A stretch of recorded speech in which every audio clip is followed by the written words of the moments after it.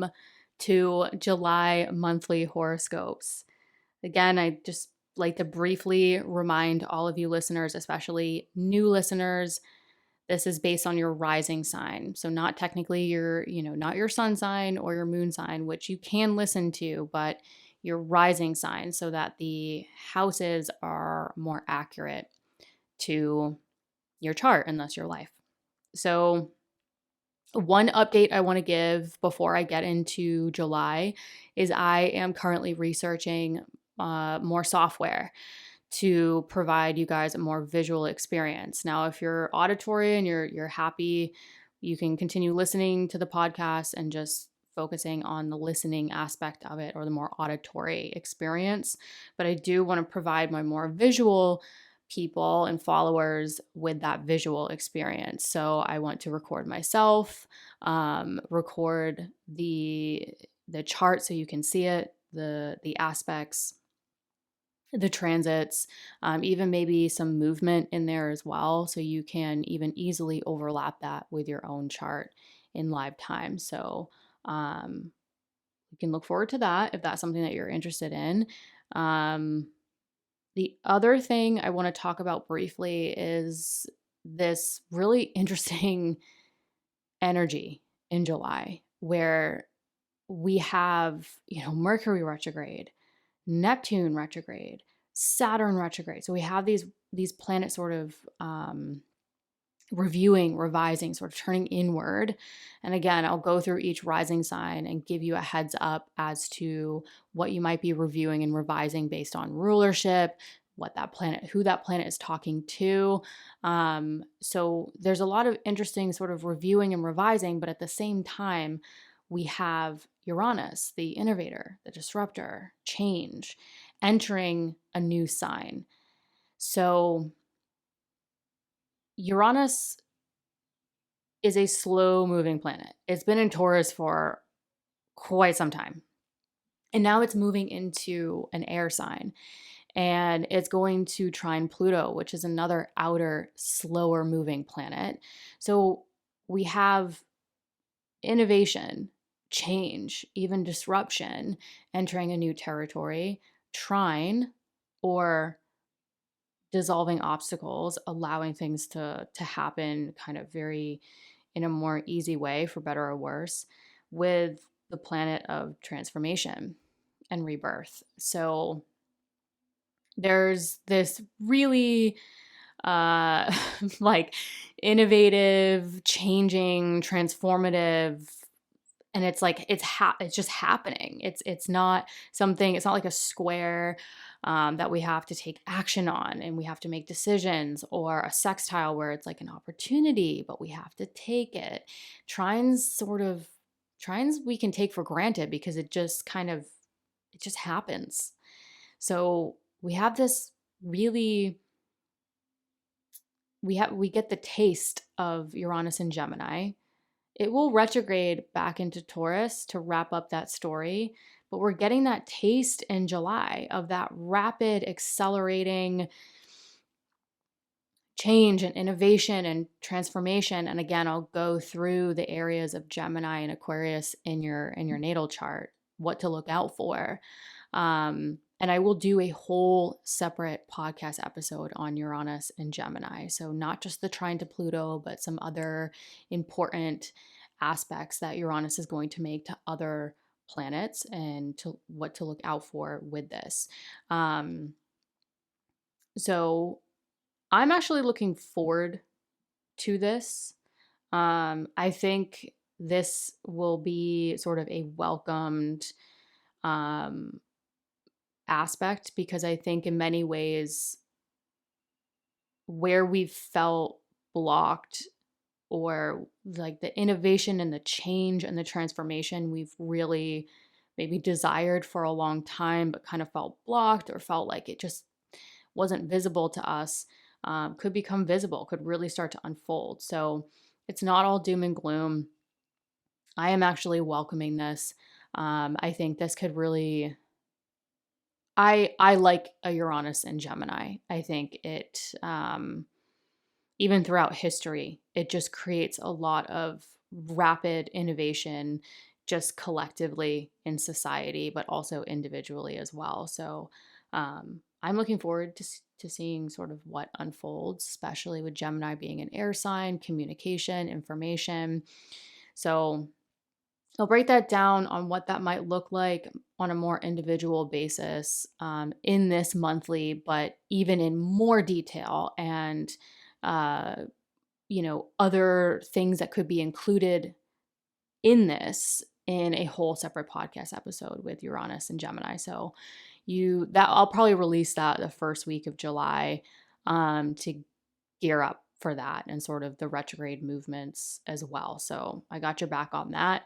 The other thing that I'm going to break down is the Mercury retrograde in Leo. And sort of the shadow periods and sort of what to look out for. So Mercury will go retrograde July 18th. I'm going to skip over the Saturn retrograde and the Neptune retrograde. That can get a little bit convoluted, especially if I don't have your natal chart.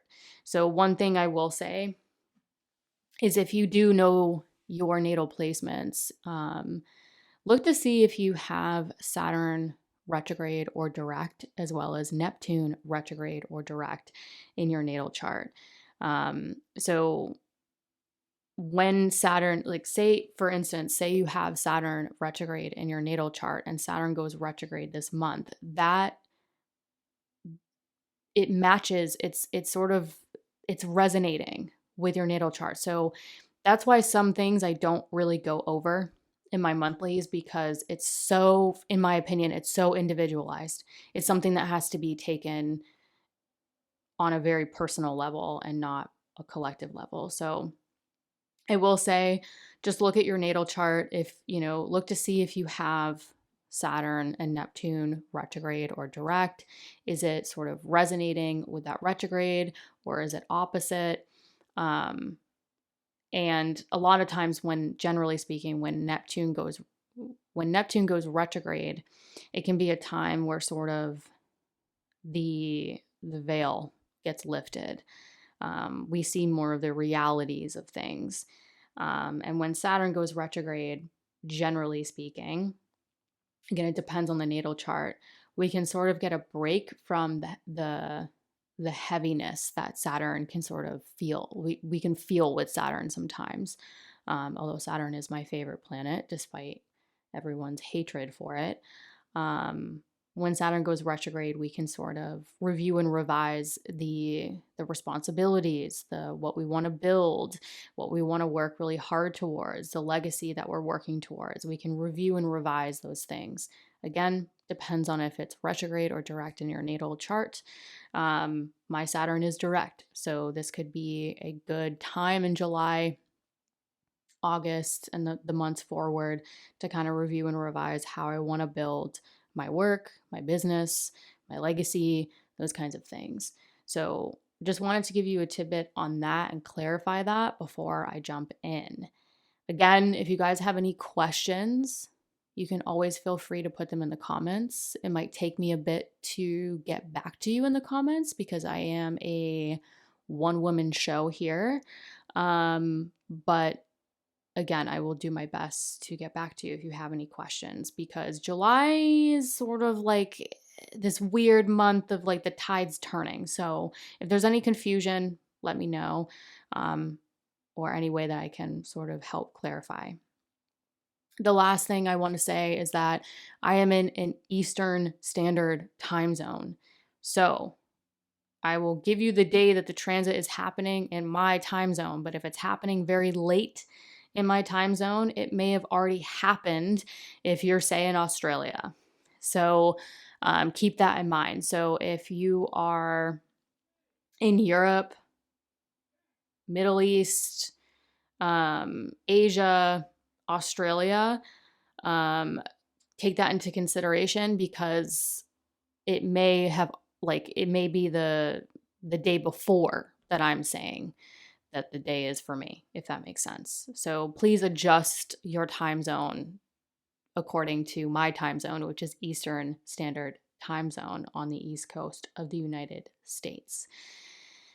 if that helps, if you're, you know, if you like to be specific. Anyways, I'm going to stop blabbing on, let my allergy medication kick in, and get into this. Hello, Aries risings. So I'm going to start the month off on July 4th. Now, if you're in the United States, this is a very obvious day of celebration. But again, I work with people all over the world. So regardless of whether you're in the United States or around the world, Venus is entering your Gemini third house of communication, you know, the people, places, and things within your immediate environment. So this is Venus in Gemini that is a social energy. Venus in Gemini is sort of like when Venus enters Gemini, Venus is going around the room, talking to everyone, going around, doing the rounds. So again, whether you're in the United States or anywhere else in the world, you know, here in the United States, it's 4th of July, so it's a very big celebratory day. And so it's more obvious for Aries risings in the United States, which is why I'm bringing it up. But Venus and Gemini, very social. And for you, Aries risings, this is happening in like your neighborhood, your community, social events, exchanging information, literally your house of communication. So July 4th, even July 5th, onward, you could feel more communicative. You could feel definitely more sociable, celebratory. And for you, like Venus also rules at 7th house of partnership. So you could be connecting with people, celebrating with other people, socializing with your closest, you know, partnerships in your lives, whether it's personal or professional, where you could even make more connections. So regardless of where you are in the world, I think July 4th onward for Aries risings could be a really wonderful time to kind of like go out with your closest loved ones, but also be open to making connections, whether it's personal or professional, with other people that could really provide you valuable information, because Venus is like what we love and value. And so it could be valuable information, valuable communication, valuable things within your immediate environment. Now, July 7th, big day, we have Uranus entering your Gemini third house of communication. So the third house is communication. It could be personal and or professional. So personal, obviously communication, right? On a personal level.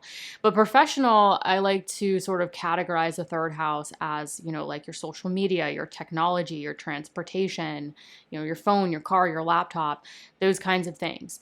So this could be, you know, again, personal and or professional when I'm talking about the third house of communication, technology, short distance travel, or it could be personal, such as like, you know, people within your neighborhood and your community and your siblings or extended family. Now, with Uranus entering this area, you're going to get a taste of sort of innovating communication. Again, maybe on a personal level, maybe on a professional level. So if you work with technology, media, even social media, podcast, really anything along those lines, Uranus giving you a taste this summer in the northern hemisphere, winter in the southern hemisphere, you could really get like this taste or this boost of innovation and change to that work. So this could be really great.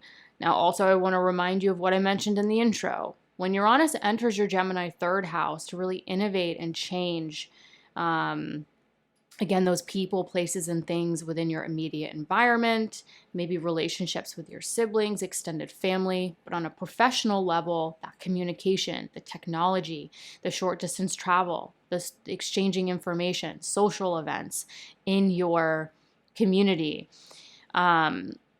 This Uranus is going to trine Pluto in your Aquarius 11th house of your social network, your dreams, your aspirations, your long-term goals. So This, I think, is going to be really interesting for Aries risings because it's sort of bridging, it's creating a trine or sort of dissolving the obstacles around things you're working on or dealing with in your immediate environment and being able to sort of work on a localized level, personally or professionally, and maybe even turn it into or flow it in the direction of the masses or a larger group's, communities, social network, and long-term goals. So definitely pay attention to what's going on in your immediate environment and how that could consequently transform your larger social network and your long-term goals. Now, July 18th, we have Mercury retrograde in your Leo 5th house of joy. Now, it's a place of joy, but this could be artistry, creative projects, self-expression, romance, really just enjoying life, having fun. It also is the place we put children. So if that's applicable to you, this could, definitely pay attention to those themes. So Mercury going retrograde here could put you on this put you into a revisionary period around sort of, yes, what brings you joy, maybe situations with your children, maybe reviewing and revising your creative projects, your self-expression.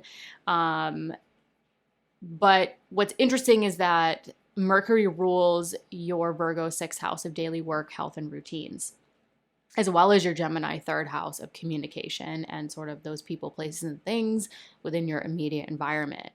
So this could be a multitude of things, but to give you some ideas to get the juices flowing, you could be, for example, reviewing and revising your creative projects, your artistry, and how you want to use maybe technology or communication to work on that.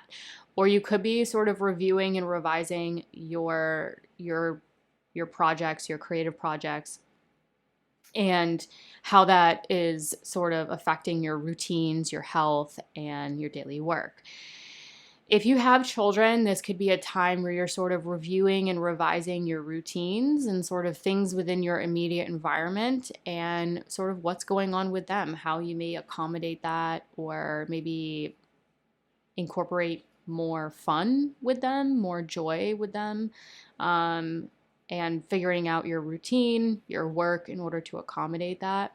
Either way, you're reviewing and revising something that could really be bringing you joy in your life and what you need to communicate or deal with in your immediate environment and your routines in order to accommodate that. Now, one thing to look out for is I would pay attention to what was going on from roughly June 30th through July 17th. So June 30th through July 17th, Mercury was in shadow. What was going on? What was happening? That could be the contextual clues that you're gonna review and revise and go back over. So maybe it was a creative project, maybe it was something sort of unfolding with your children, maybe it was something that you discovered that brought you a lot of joy. Maybe you're thinking of something that is really your heart's desire around this time. Whatever it may be, from June 30th through roughly July 17th, you could go back over and review that with this transit. Now, July 20th, Mars in your Virgo 6th house of daily work, health, and routines will be conjunct the South Node.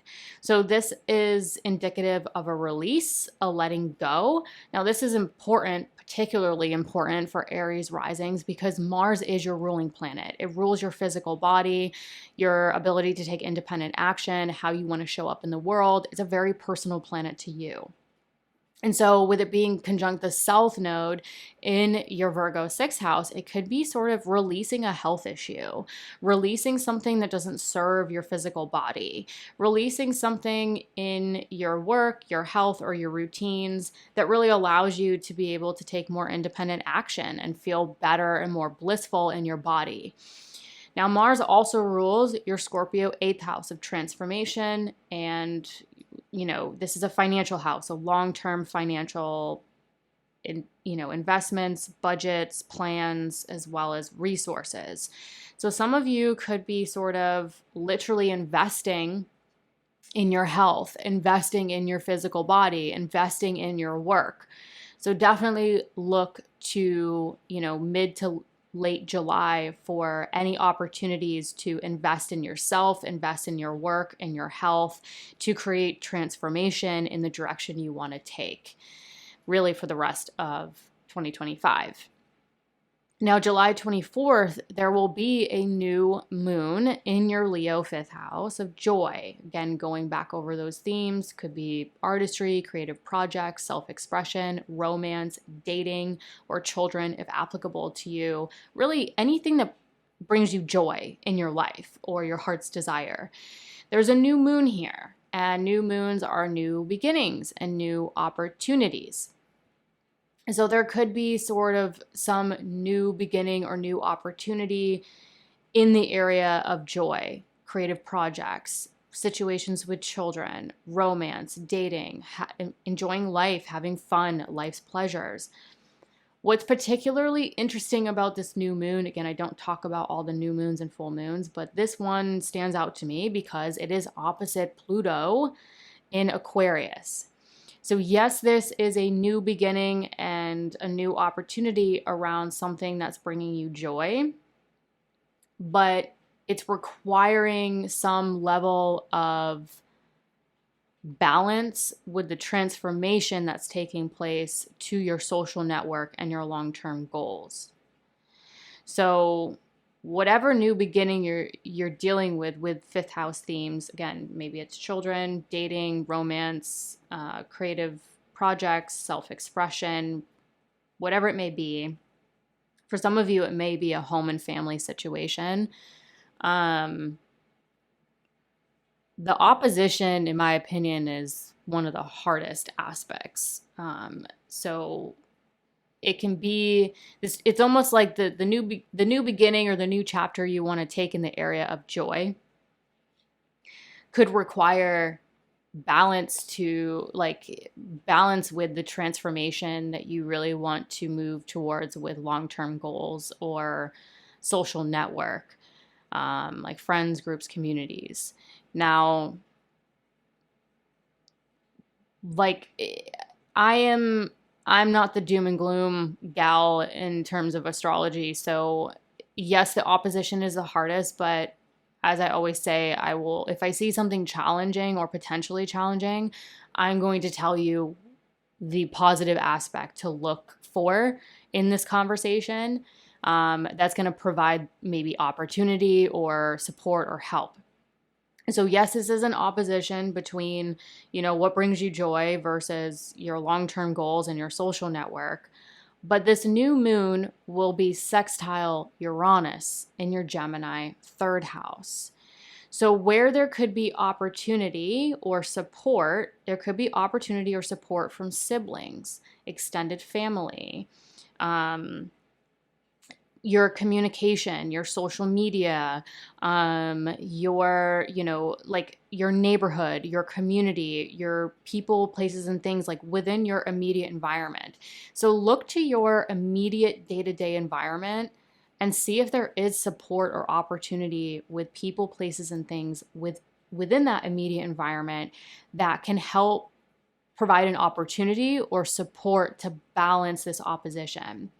The good news is that the moon moves quickly. So this opposition will happen, but it will happen fast and it will separate quickly. So I'm not too worried about it, but there is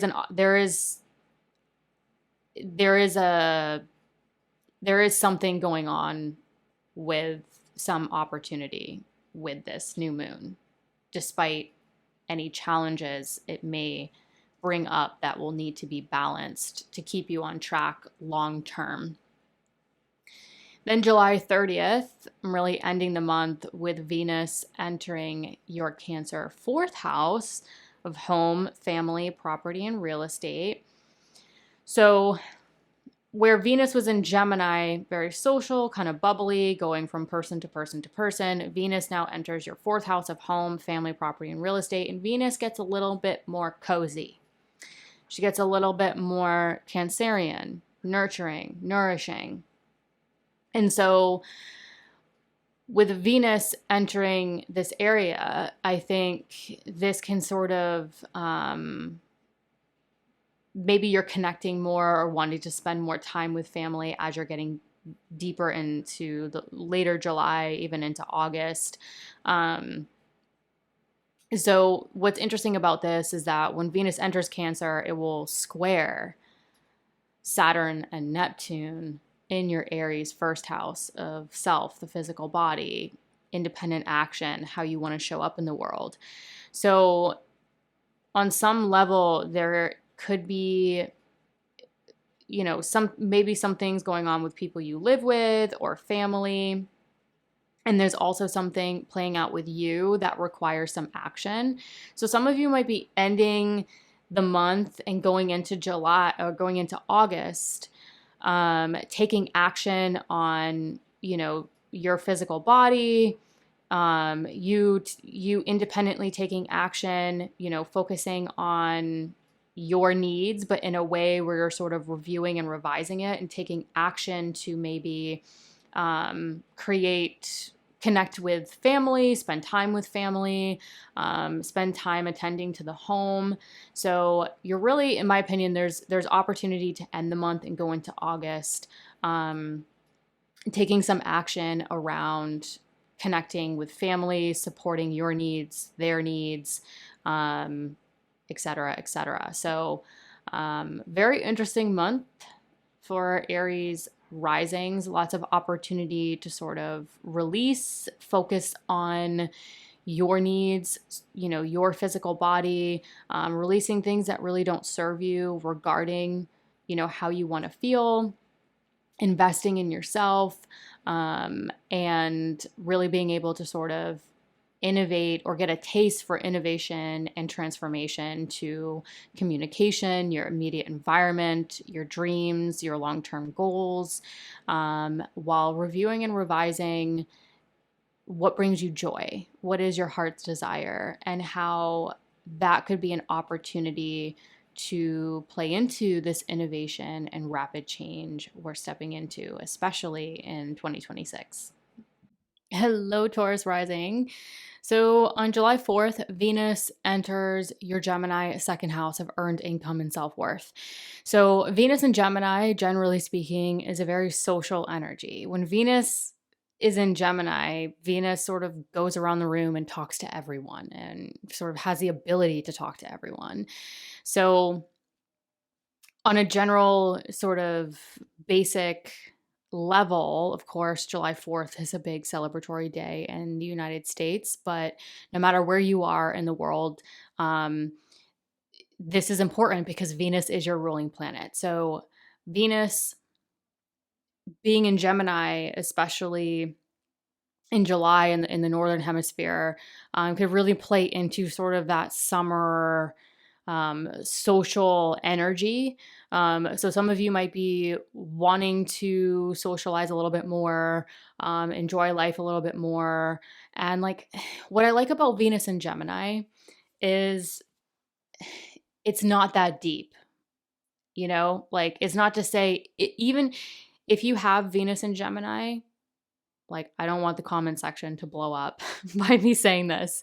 If you have Venus and Gemini in your natal chart, it's not to say you're not deep. It's just the Venusian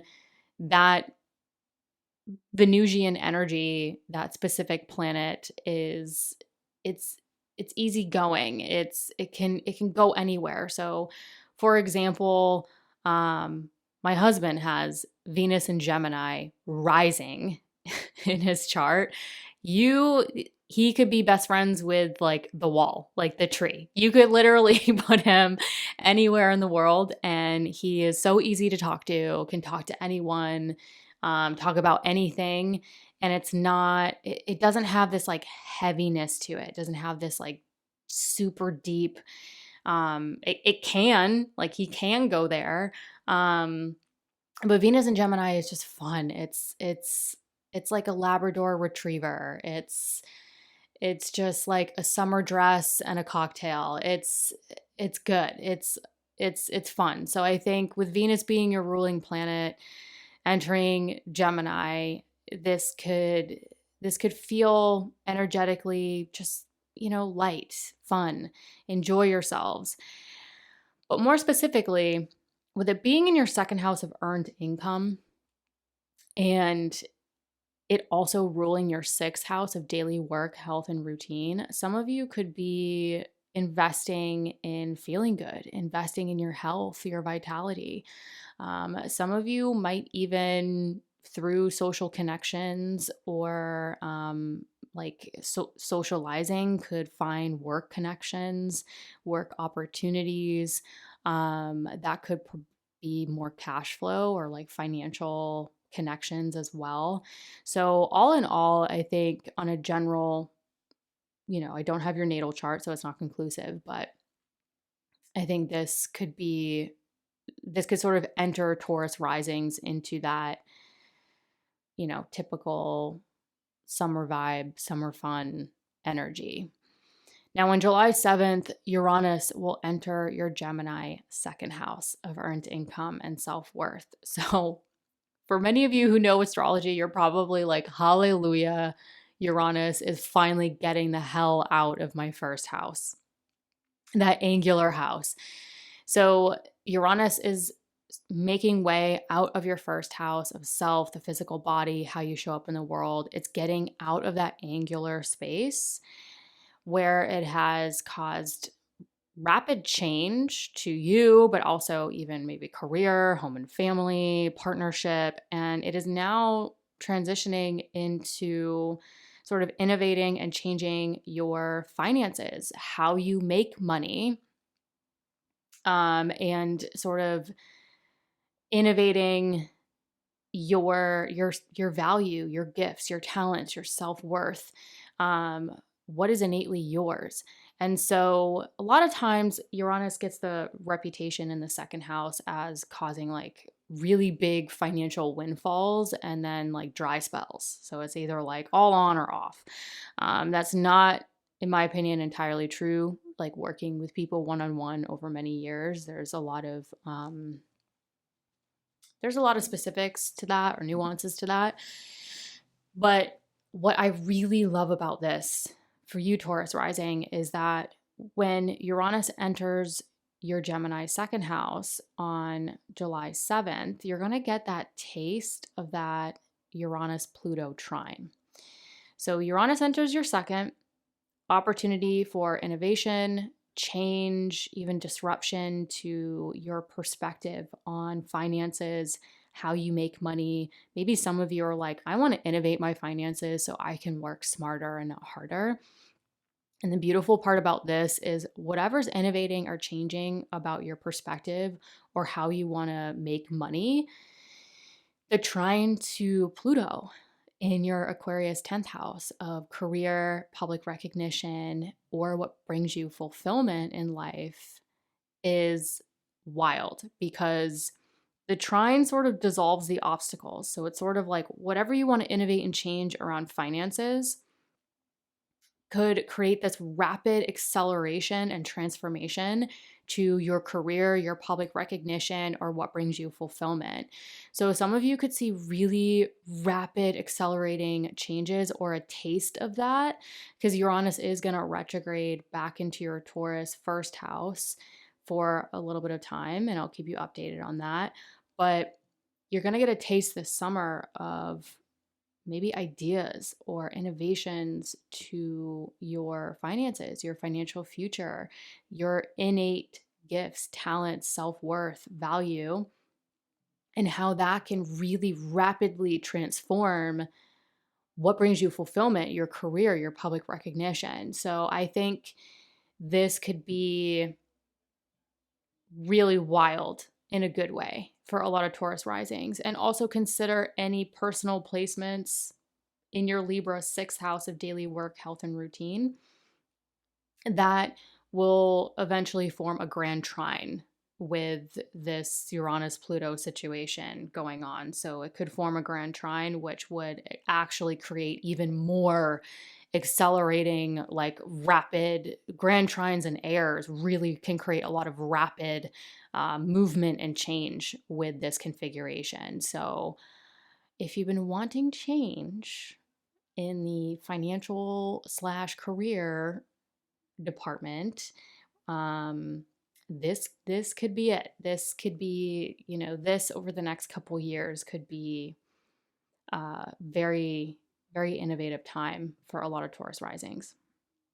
Now on July 18th, Mercury will go retrograde in your Leo 4th house of home, family, property, and real estate, initiating sort of maybe a revisionary period around maybe redecorating, relationships with family, people you live with, renovation. Maybe there's a property or real estate situation playing out and you're reviewing and revising it.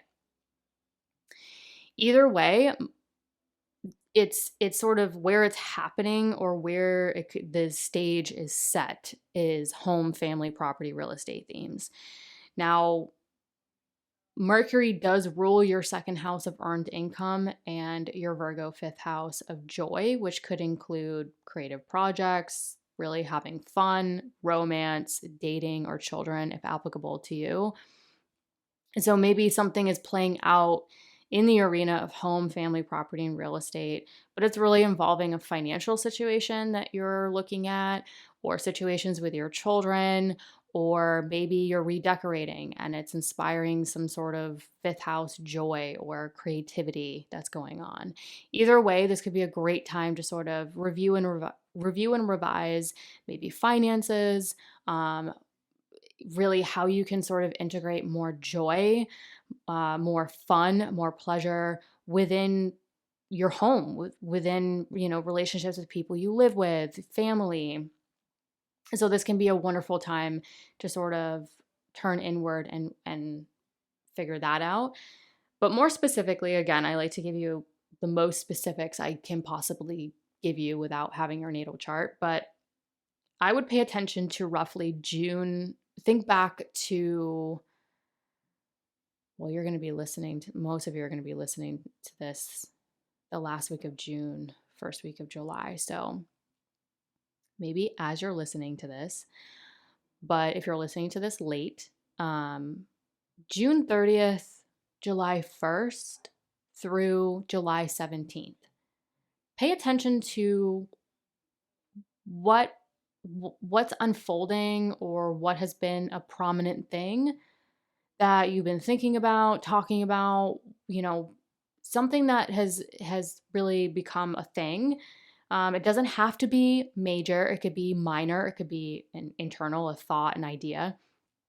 But just consider what is unfolding or sort of coming up July 30th through roughly July 17th.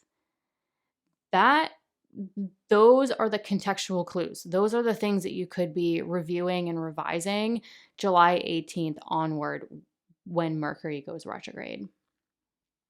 And now July 20th, Mars in your Virgo 5th house of joy will be conjunct the South Node. So again, 5th house of joy. This could be creative projects, romance, dating, children, if applicable to you. Really, whatever your heart's desire is, what brings you joy. Now, Mars rules your 7th house of partnership. This could be personal and or professional, as well as your Aries 12th house of the subconscious. So some of you might be releasing something subconsciously. Some of you might be releasing something like a chapter in a personal or professional partnership that allows you to step into more joy, more pleasure, more fun. So this could be an excellent time to sort of, I like to call like planets conjunct the South Node, like taking the trash out. Like, this is a great time to take the trash out. It's sort of like, what where can you step into more fun, more joy, more pleasure within your partnerships, or attract more joy within the partnerships you want to bring into your lives?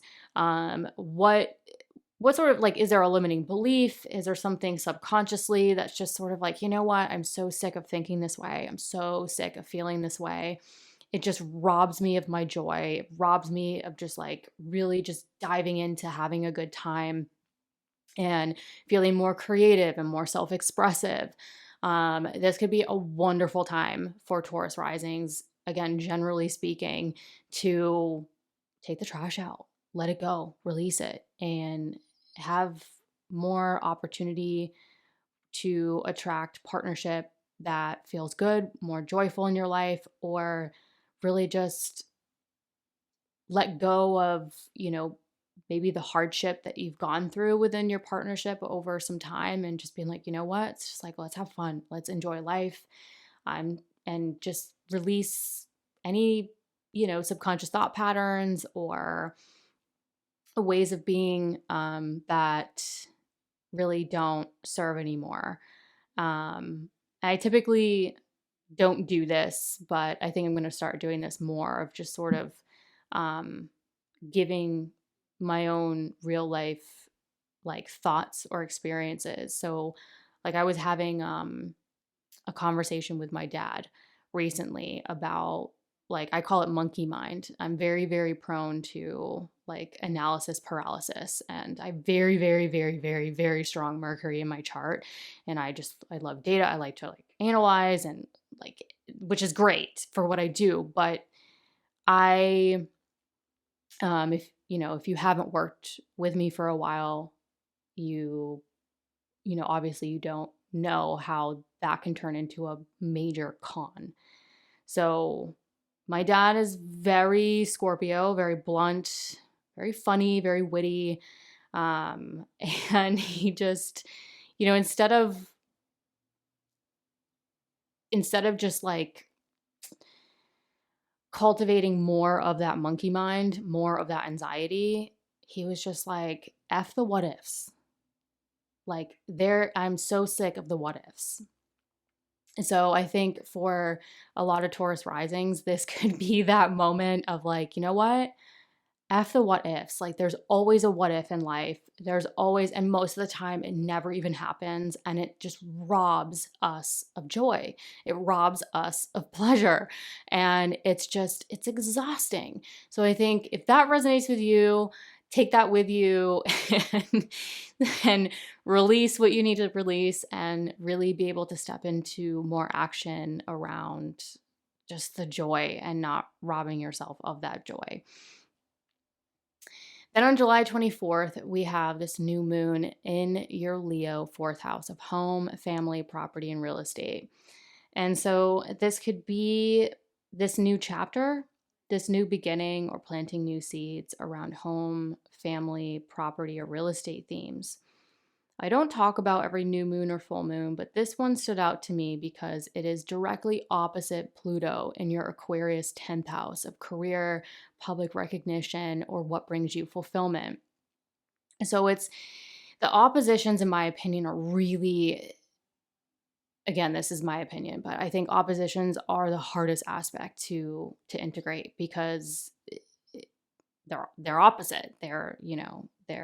It's like a seesaw. It's, if I focus on this end of the spectrum, I'm neglecting this end of the spectrum, and it can be very, very challenging to balance. And the good news is that this is a new moon opposite Pluto, so the moon moves very quickly, and so this will separate and thus dissipate theoretically quickly. But I think it's worth noting that whatever new beginning you're wanting to create with home, family, property, real estate themes, it could be challenging to balance that with the things that bring you fulfillment, or like the direction you want to take with your career or public recognition.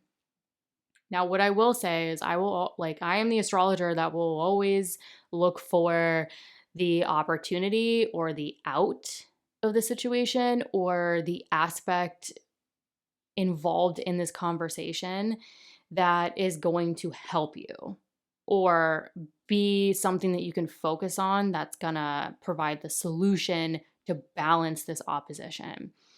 For you, it's going to be the innovation to finances, self-worth, your value.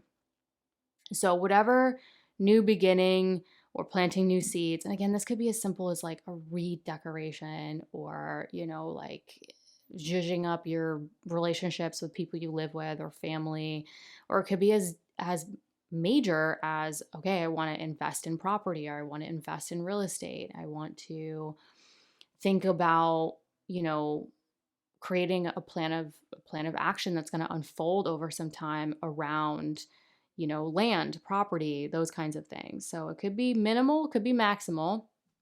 And how to balance that with, okay, like, well, this is what I want to do here, but how do I balance that with my career?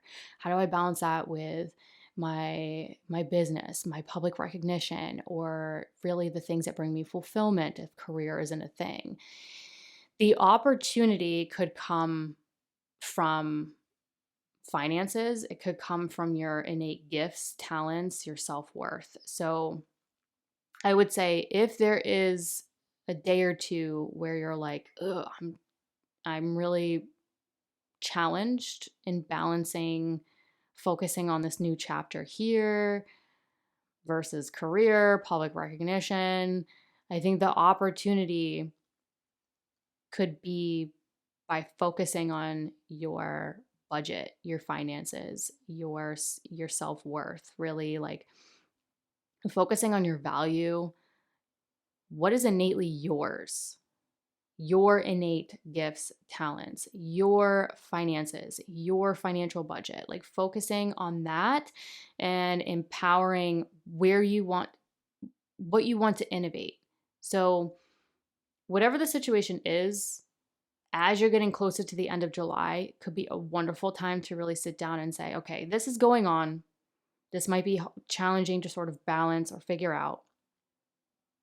But if you focus on how can you empower yourselves by getting clear on not just your current financial situation, because that's temporary, that can change.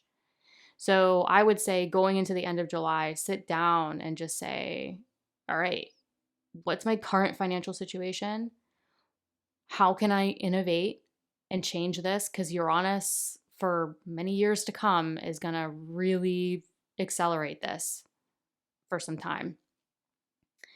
Innovate. How can I innovate and change how I make money, my financial future? How can I really innovate and change my innate gifts, my talents, my value in order to leverage my financial future or make more money?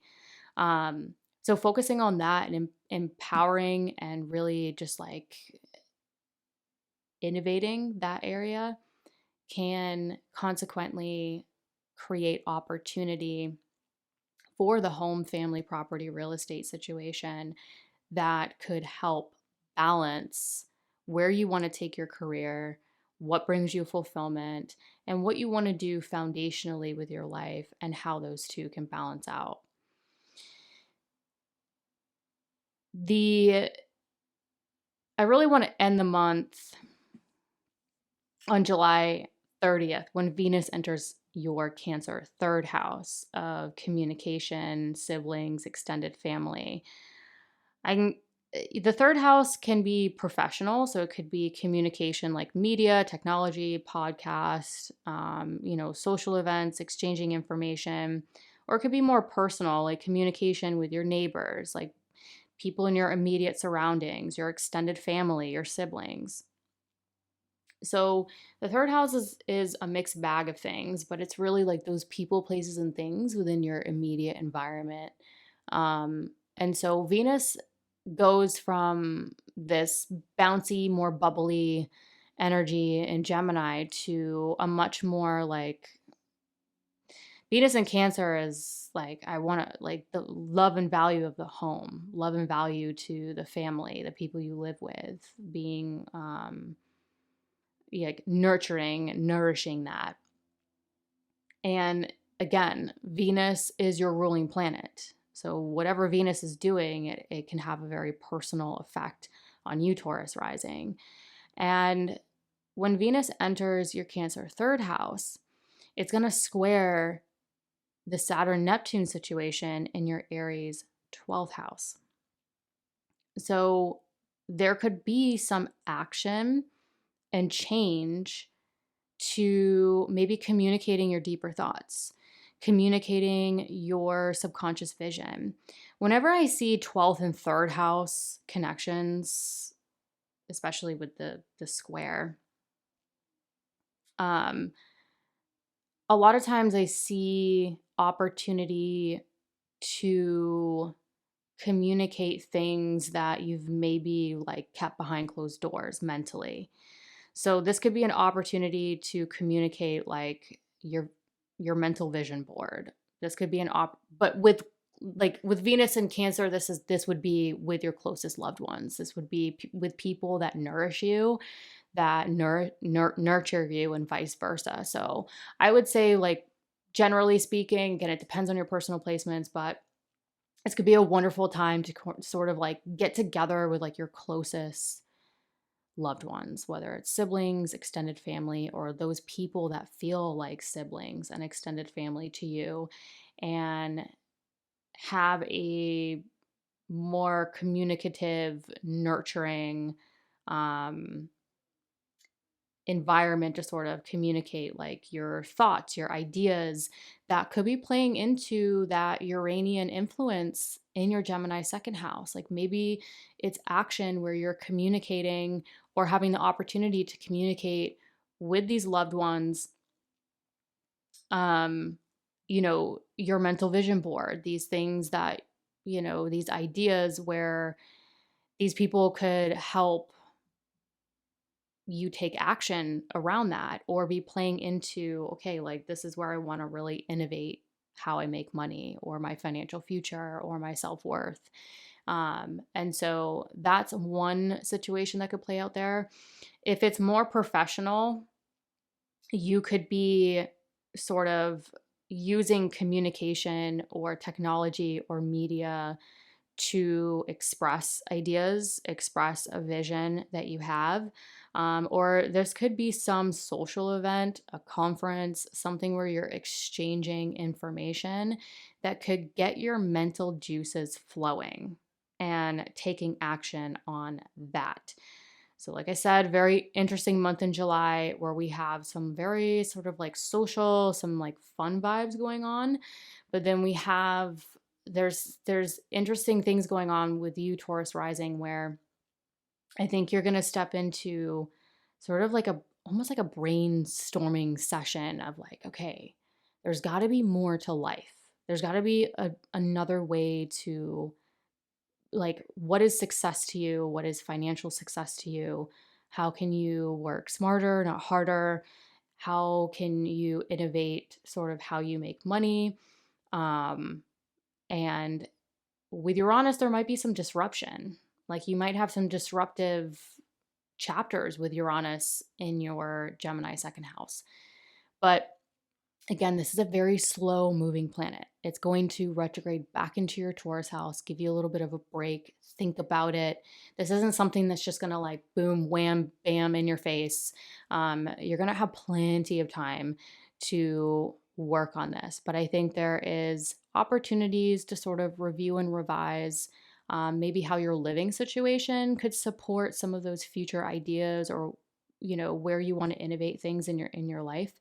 And then really ending the month with opportunities to maybe really get together with people, places, and things that you really love and value, and how that can be an actionable step to sort of communicating that mental vision board, or those mental thoughts, or, like I said, even releasing the what ifs and the limiting beliefs that rob you of your joy, of your creativity, of, life's pleasures as well. So, very interesting month. Again, more to come, but remember that Saturn and Neptune are also retrograde this month, or going retrograde this month. So, some of you might be getting a break from the heaviness of Saturn and simultaneously sort of seeing a new reality with Neptune retrograde. Hello, Gemini risings. On July 4th, Venus will enter your Gemini first house of the self, the physical body, independent action, how you want to show up in the world. So, Venus in Gemini is generally speaking, a social energy. Venus in Gemini is the person that goes around the whole room, talks to everyone, can talk to everyone. And so Venus entering your Gemini first house, I mean, this is your first house of self. This is a very individual, personal feeling for you, Gemini rising. So you could quite literally find yourselves socializing more, really taking independent action to connect with other people, to socialize, to get out there. Venus rules your Libra fifth house of joy, fun, pleasure, creativity, self-expression. So, this could definitely be a time where you get into July, and a lot of Gemini risings, you might be really feeling that natural unfolding and natural flow to getting out there and not only connecting with people and socializing, but in a way that feels fun, in a way that feels more pleasurable. Then on July 7th, Uranus will enter your Gemini, again, first house of self, the physical body, independent action. Uranus is starting to finally get out of your Taurus 12th house, which is an aversed house in your chart, and the 12th house of the subconscious. So for many years now, a lot of you have maybe been mentally tested, mentally innovating your thought patterns, or had opportunities to see different perspectives in, thought patterns, and what you perceive is what you receive. But, this could have also affected your physical health. So some of you might have been really innovating your mind, your mental thought patterns, your life vision, how that affects your physical health, how that affects your work, your higher mind, your growth and potential in life. Now Uranus is finally visible to you, Gemini. It's in that first house, starting this long journey of innovation and change to maybe who you are, how you want to show up in the world.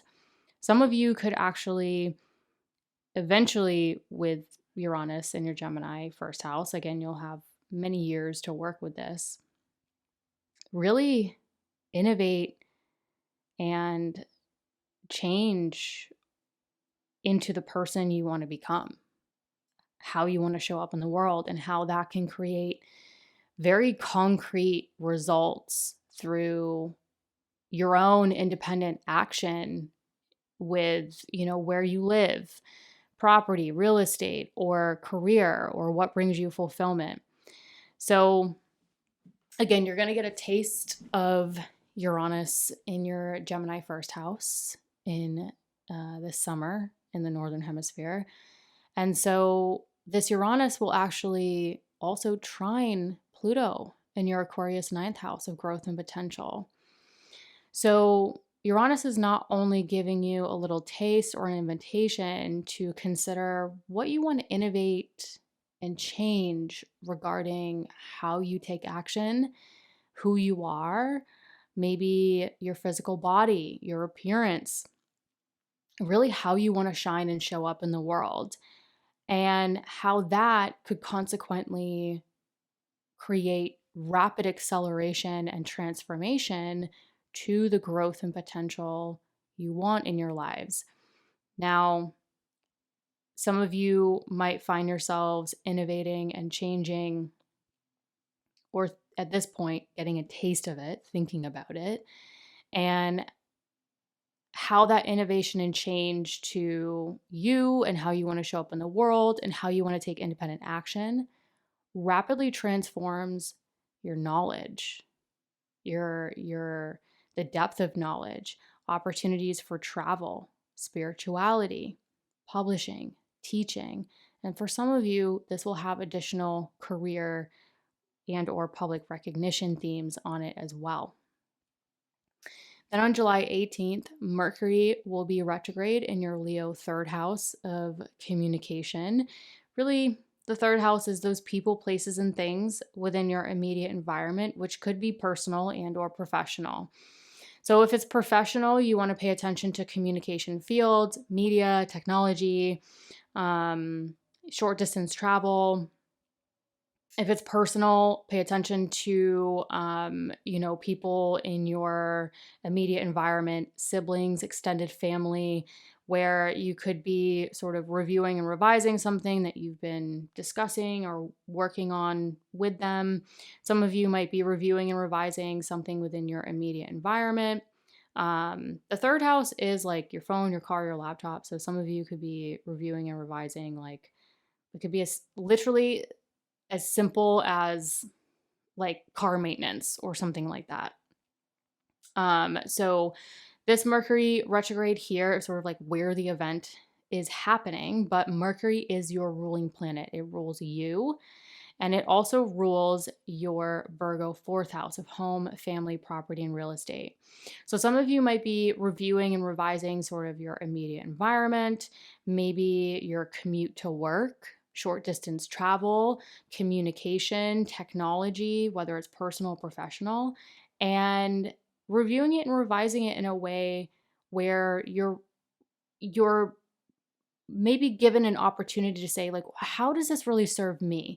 What maybe do I need to change about communication or technology professionally, or my commute, or anything sort of within my immediate environment that's needs to be reviewed and revised to fully support me and support my ability to take independent action towards the things I want.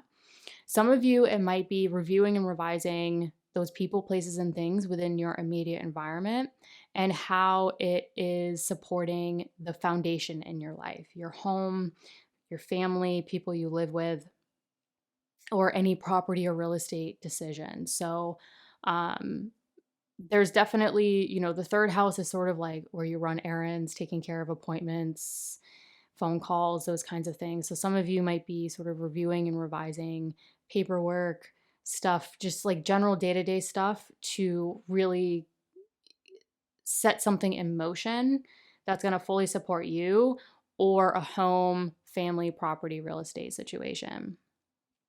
One thing you can do is pay attention to anything that really unfolds roughly around June 30th through July 17th. That could be a situation that is that contextual clue that you're going to review and revise when Mercury goes retrograde on July 18th. So pay attention to, again, July 30th, roughly through July 17th. That could provide those contextual clues as to what you're going to review and revise. Then on July 20th, Mars in your Virgo fourth house of home, family, property, and real estate will be conjunct the South Node. So this could be an opportunity to release anything, within your home environment that's not serving your routines. Some of you might be sort of releasing old routines, releasing old work, health habits, where your family or your home environment is helping support that, or vice versa.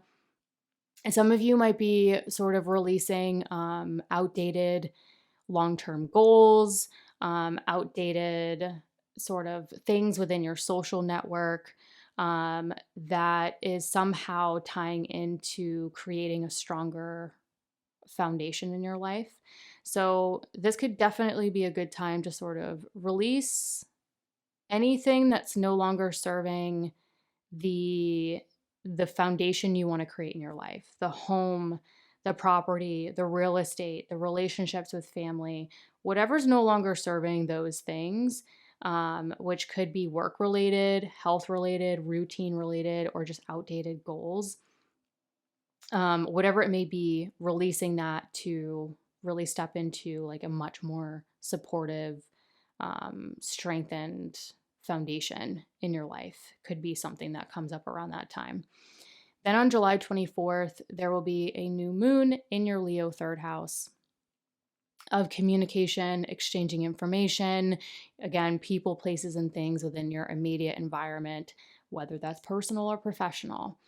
So pay attention to, if it's professional, if you work in like the communication or technology fields, this could be a new beginning or a new chapter, or new sort of planting seeds around like those types of projects, exchanging information, short distance travel for, professional purposes. That's playing into the communication or technology fields.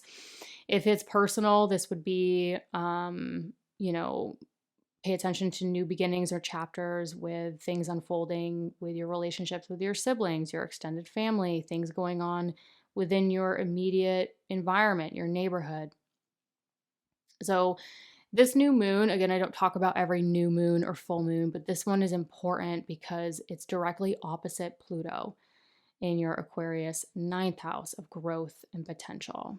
So whatever new beginning is going on with communication, technology, again, people, places, and things within your immediate environment that you use on a day-to-day level or communicate with on a day-to-day level, could require balance to that growth and potential you're really seeking in life. So maybe something new is starting, but you're also trying to find a way to integrate it with that transformation you really want to step into regarding that growth and potential long term in your life.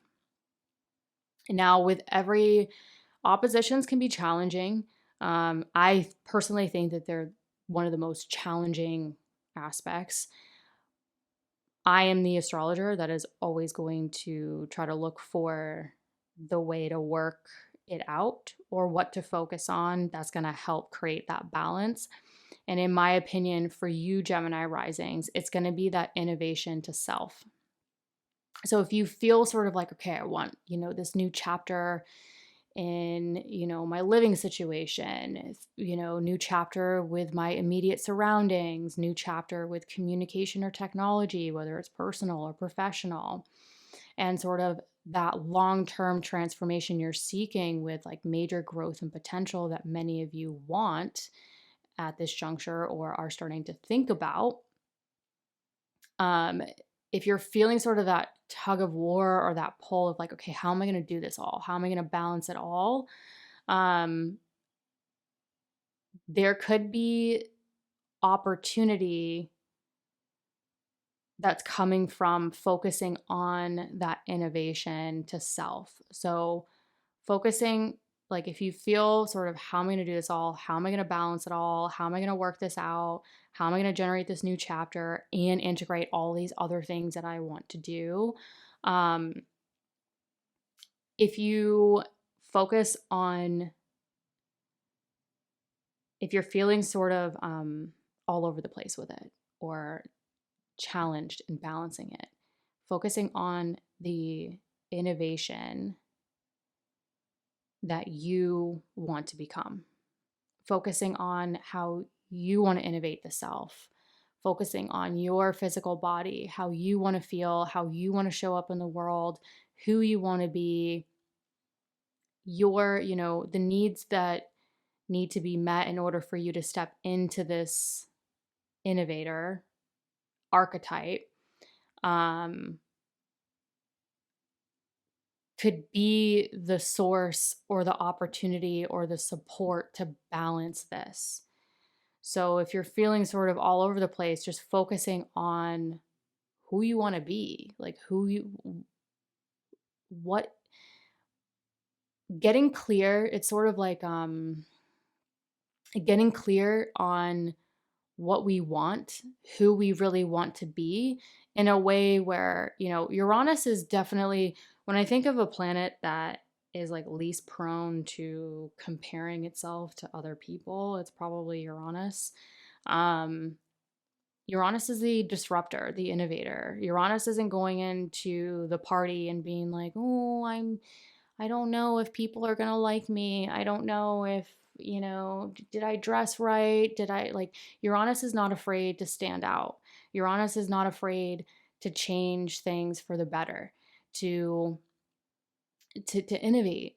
And um so focusing on and getting clear on the innovator that you want to become, the and how that is going to potentially rapidly transform the growth and potential in your life, and how, yeah, maybe some balance to this new chapter around your immediate surroundings, around, maybe new ways of relating to siblings or extended family, new ways of relating to communication or technology professionally, if that's applicable to you.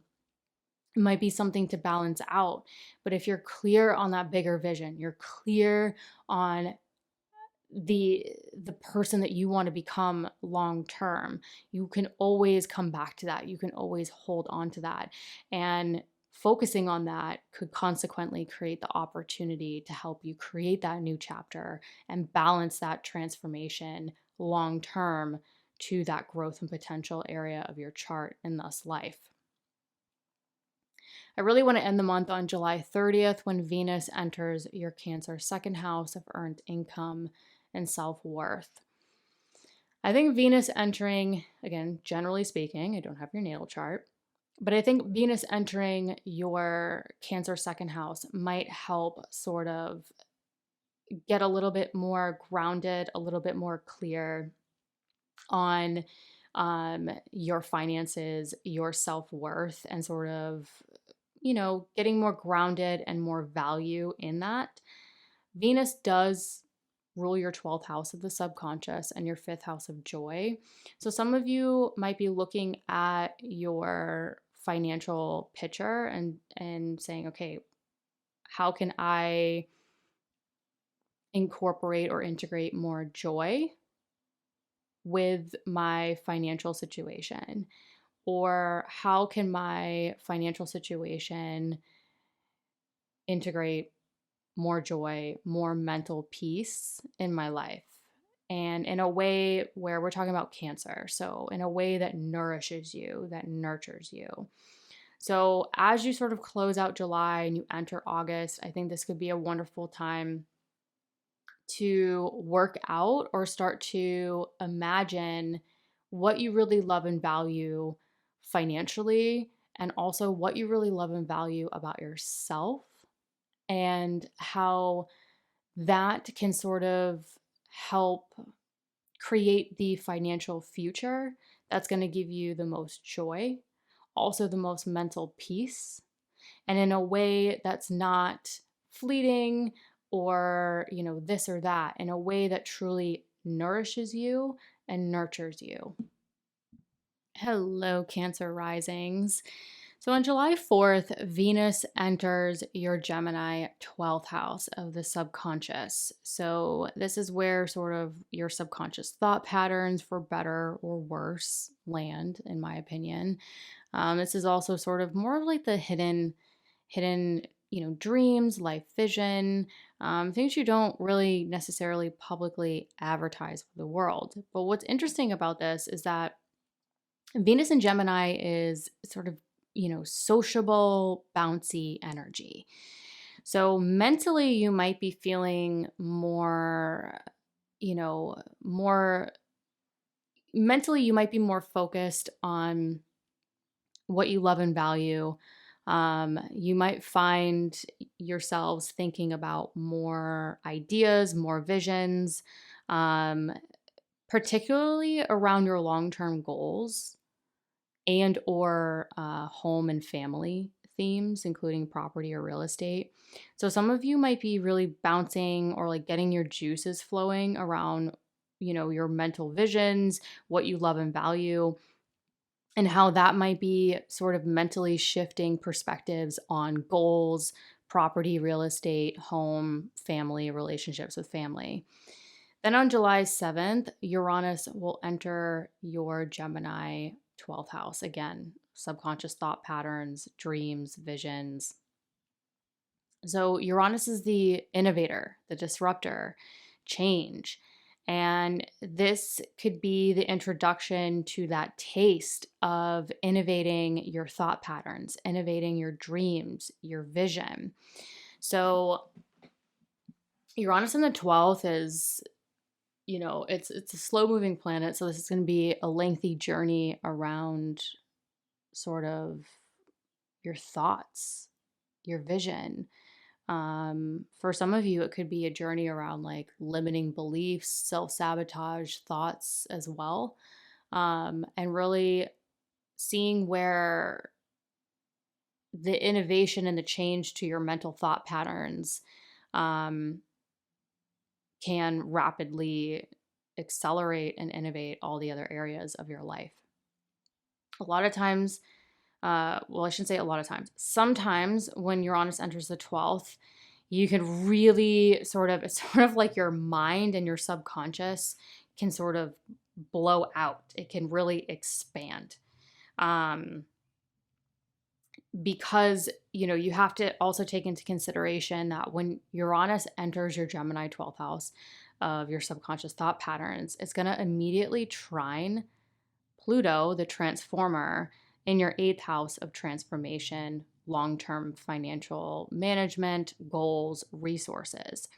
So this could be, now through roughly the next couple years, you could really start to rapidly innovate and change your thoughts, your subconscious thought patterns, your perspective on things, your vision, and how that could just naturally create this unfolding process to rapidly accelerate and transform your financial future, your transformational work, your resources. So for a lot of Cancer risings, your like financial future and the transformation you want to take place could quite literally start with your ideas, your visions, your thoughts. So some of you could get like new innovative ideas to transform your financial future, your resources, your transformational work. So definitely pay attention to that little tasting that we get. Uranus is going to retrograde and then re-enter this area again.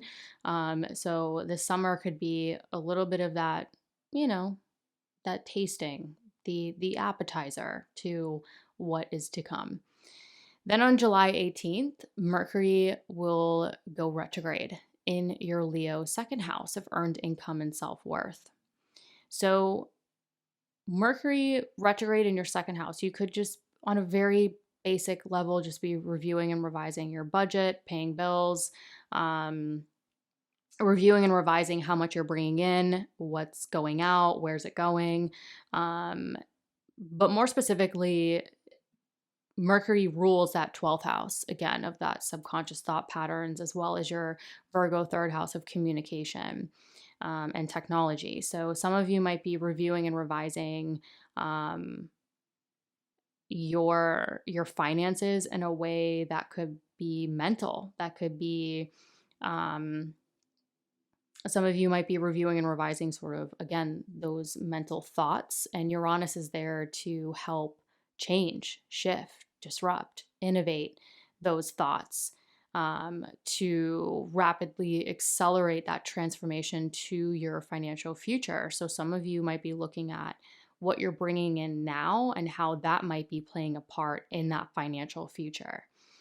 Some of you might be reviewing and revising your finances. If you do anything professionally with communication or technology, so think like apps, podcasts, media, graphic design, really anything along those lines or in that arena. You could be reviewing and revising your budget, your finances, regarding that, or maybe what those things are bringing in or the possibilities with that. But either way, this looks very interesting for Cancer risings in July, where I think a lot of you might be sort of looking at financial themes and how you want to, where you're starting to think mentally about ideas or envision sort of where you are right now and where you want to be financially in the future and what innovation or change is going to help transform you into that future. But pertaining, going back to that Mercury retrograde starting July 18th, one thing you could do is consider what is unfolding roughly around June 30th through July 17th. So again, pay attention to what situations are kind of unfolding from June 30th to roughly July 17th.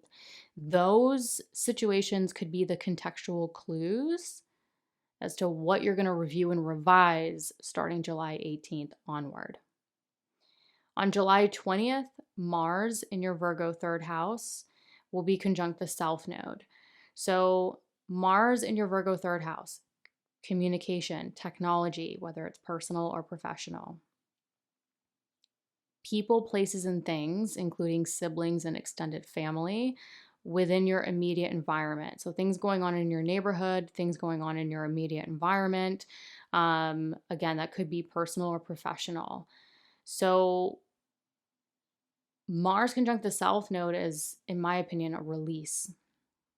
And Mars rules at 10th house of career, public recognition, or what brings you fulfillment, as well as your Scorpio 5th house of joy.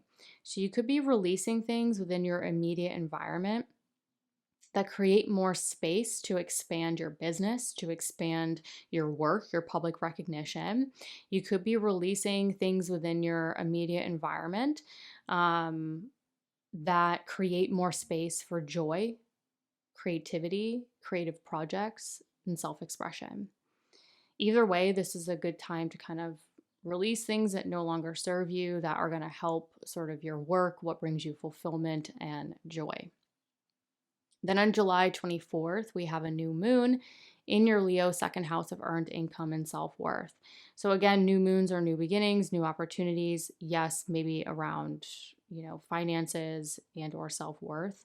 But this new moon is actually opposite Pluto in your Aquarius 8th house of transformation. Again, more of those long-term financial management, budget, resources. So there could be sort of this new beginning that you want to embark on financially. That's requiring you to balance that with the transformation you want to take place with your long-term finances. So for me, it could, when I'm looking at this, it's sort of like, well, you could be planting the seeds or starting a new chapter around sort of like the money you want to bring in or the money you are bringing in, and trying to balance that with the money you need to invest or the money you need to pay off debt or the money you want to invest in transformational work or major transformational decisions.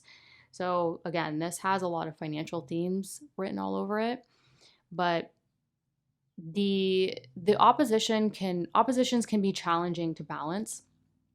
So I always look for the aspect that it's communicating, other aspects that it may be communicating with that provide the support or the opportunity to balance it or find the solution.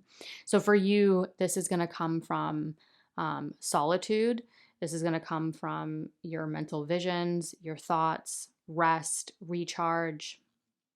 So if you're feeling sort of like, how do I balance sort of what I'm bringing in immediately and also balancing where I want what I want to take from that and invest in for that transformative financial future, or paying off debt, or sort of also considering a partner's resources as well. It could be playing a part in this. The the place that could provide the opportunity is actually interesting because it's coming from a place of um, rest, recharge, solitude, getting like connecting with your intuition, connecting with your sort of inner voice, connecting with that inner vision. So if you're feeling sort of if you're briefly feeling that sort of, oh, how do I balance these two sort of financial situations or worlds, I would say if there's any time for you to kind of just break away, get some fresh air, take a nap, rest, recharge, sort of tune into those inner answers. Um, that could be something valuable for a lot of Cancer risings around July 24th that could provide the answers to or the solutions to that balance or what you really need to do. So if you're feeling that way, consider that as a potential solution. Then on July 30th, Venus enters your Cancer first house of self, the physical body, your ability to take independent action, how you want to show up in the world. And so Venus rules that 11th house of friends, groups, communities, long-term goals, as well as your Libra 4th house of home, family, property, and real estate. So some of you might be feeling or stepping into going into August, feeling like you want to love and value yourselves, focusing on your own needs and how the friends, the groups, the communities, even the people you live with, or even family that nourish you, that nurture you. So Venus entering your first house could be a time where you can feel you can sort of reach out to those connections that really provide you that connection that nurtures and nourishes you on a deep level. But some of you also might be feeling more social with Venus in the first house and Venus ruling that 11th house of friends, groups, communities. So there could be opportunities with friends, groups, and communities that could feel really nourishing and nurturing to you around this time, even grounding as well. And some of you also, depending on your personal placements, you might be taking action to sort of maybe change your home or change something about your living situation that provides you more depth to that nourishing, nurturing energy or things that you need to feel good in your body, to feel like you can take independent action in life. One thing to consider when Venus enters Cancer is the immediate square to Saturn Neptune in your Aries 10th house of career, business, public recognition, or what brings you fulfillment.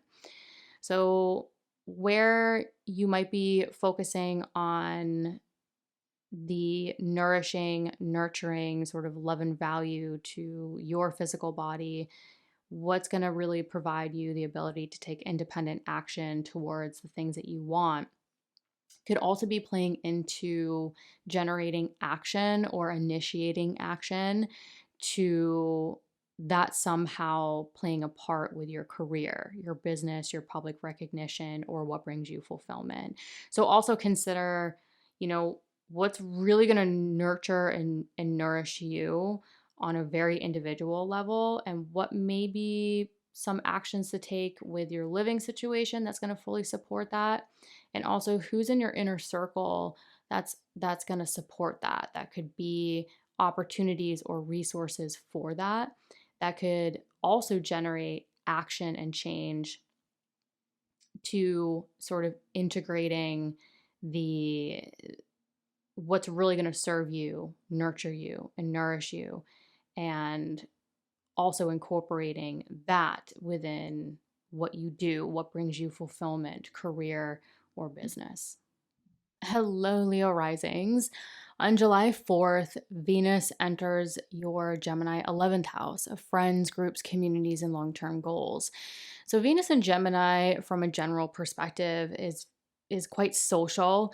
This is sort of the person that talks to everyone in the room and can kind of have a conversation with anyone from anywhere, kind of energy, in my opinion. So Venus entering this 11th house of your social network and your long term goals, I think is hopefully going to help sort of socialize more, maybe make more connections.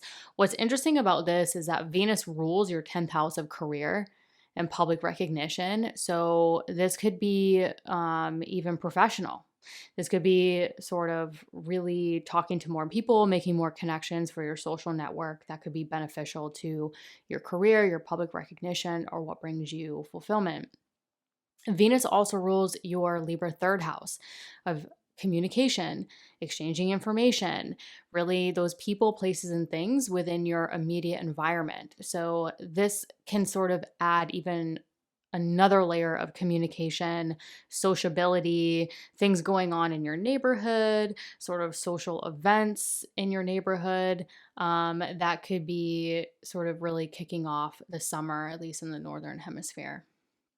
And then on July 7th, Uranus will enter your Gemini 11th house. Again, friends, groups, communities, long-term goals. So this is going to be very interesting because Uranus innovates, it changes, it can even disrupt. So Uranus entering your Gemini 11th house could really, you could start to get a taste over this summer of the innovation and change you want to make to your connections, your social network, and your long-term goals, your dreams, your aspirations. Now, also remember that when Uranus enters this area of goals and dreams and aspirations in your social network, it will trine Pluto in your Aquarius 7th house of partnership, personal and or professional. So from, if career or professional themes are a thing in your life, this trine could really rapidly start to accelerate your social network, your long-term goals, and transform your personal and or professional partnerships or vice versa. So I think this could be that welcomed change, acceleration, or disruption in sort of who you surround yourselves with, how those people align you to your long-term goals. And it could even have possibilities of transforming your current long-term partnerships. That could be a part of that innovation or change as well. So again, I'm going to do a whole separate podcast episode on this and break it down a little bit more. But I would definitely pay attention to any personal placements in Libra that could potentially form a grand trine, which would add to more acceleration, more change, more flow going on in this picture. Now, July 18th, Mercury will station retrograde in your Leo first house of the self, the physical body, ability to take independent action, how you want to show up in the world. So Mercury going retrograde, where you're going to feel this is literally yourself, your physical body. You might be reviewing and revising how you take action, how you've taken independent action. You also might be reviewing and revising, your physical body, feeling good in your body, maybe doing some checks and balances. So, when you feel good, you can take more action, you can achieve more things. So Mercury retrograde here could sort of set the stage pertaining to those themes. But Mercury rules your second house of earned income and also that Gemini 11th house of social network and long-term goals. So you could be sort of reviewing and revising your finances and your long-term goals and sort of maybe reviewing and revising them in a way where you're sort of asking yourselves, how is this going to serve me? How is this going to fulfill my personal needs? How is this going to allow me to take care of my physical body or allow me to take more independent action towards the things that I really want in the world? So you could definitely be reviewing and revising finances, those goals, those aspirations, who you surround yourself with, how those people, those goals, and financial budgets can really set you up for success. A time frame that I would pay attention to with this Mercury retrograde starting on July 18th would be roughly around June 30th through July 17th. That is the shadow period. So things that sort of unfold, pay attention to conversations, pay attention to, maybe how you feel, what sort of actions you're wanting to take, any goals, people you're surrounding yourself with, friends, groups, communities.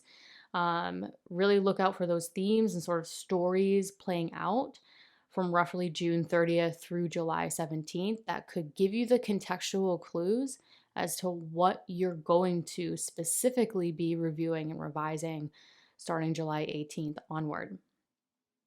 Then on July 20th, Mars in your Virgo second house of earned income and self-worth will be conjunct the South Node. So this could be, where the stage is set is probably finances. And you could be releasing like a home, family, property, real estate situation.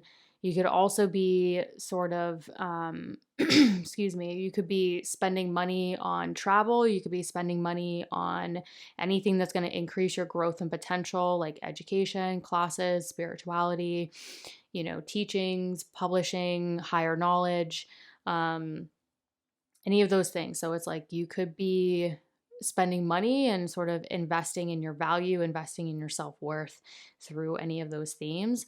Or it could be sort of spending money or investing in your home, your property, real estate, time with family, time with people you live with. So, Mars, generally speaking, going through the second, you could be earning more money, but also spending more money. So this could be a time where you decide to go on a trip, invest in education, knowledge, invest in that thing you want to do around the house, renovations, relocations, time with family, etc. So look out for that or possibilities for that. And then on July 24th, there will be a new moon in your Leo first house of the self, the physical body, taking independent action, how you want to show up in the world.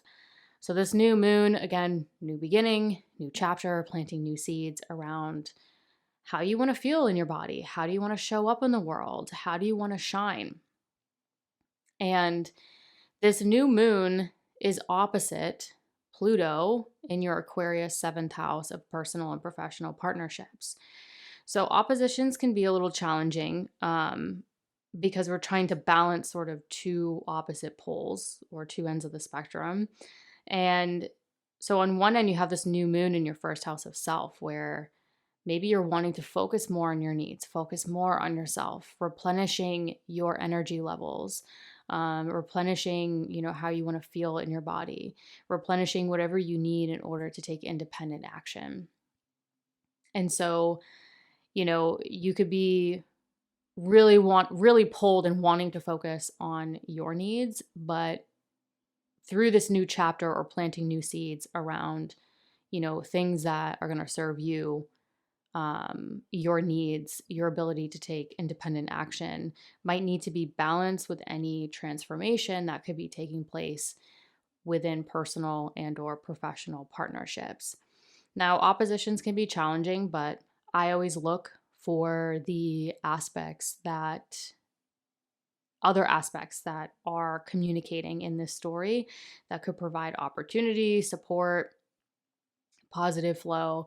So in this case, the opportunity, like if it becomes challenging balancing my needs versus the needs of others, how I need to replenish myself, who I want to be, how I want to shine, and really the thing where I want to kind of shine and continue shining over the next 5 or 6 months in a particular area, and how to balance that with partnership, the personal and or professional partnership that's in your life or that you are desiring to attract, and finding that challenging to kind of balance both of those.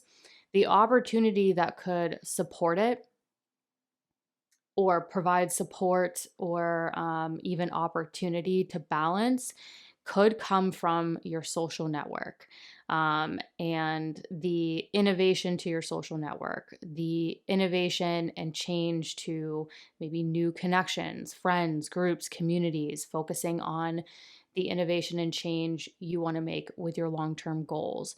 So sort of focusing on like the bigger picture that you want to innovate and step into, the people you really want to surround yourself with, could provide either an outlet, a break, support, or opportunity to balance sort of the new chapter you want to step into, and also balancing that with personal and professional partnerships. I really want to end the month on July 30th when Venus enters your Cancer 12th house of the subconscious thought patterns, dreams, solitude, really the inner life vision. So, the 12th house, I like to think of like the subconscious thought patterns, for better or worse. And Venus entering this averse house, it's not visible to the first house of self, um, is, I think, an opportunity to kind of cool off.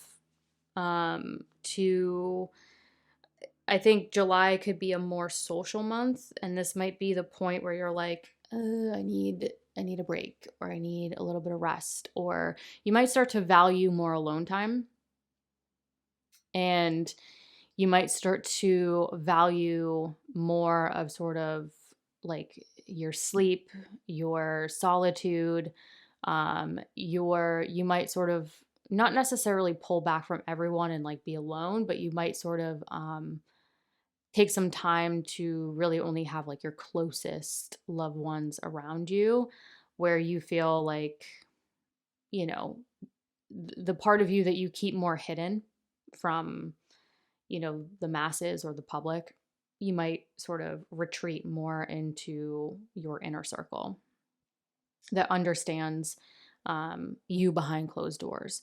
And so Venus in your 12th house, also consider how Venus rules your Taurus 10th house of career and public recognition, as well as your Libra 3rd house of communication, technology, people, places, and things within your immediate environment.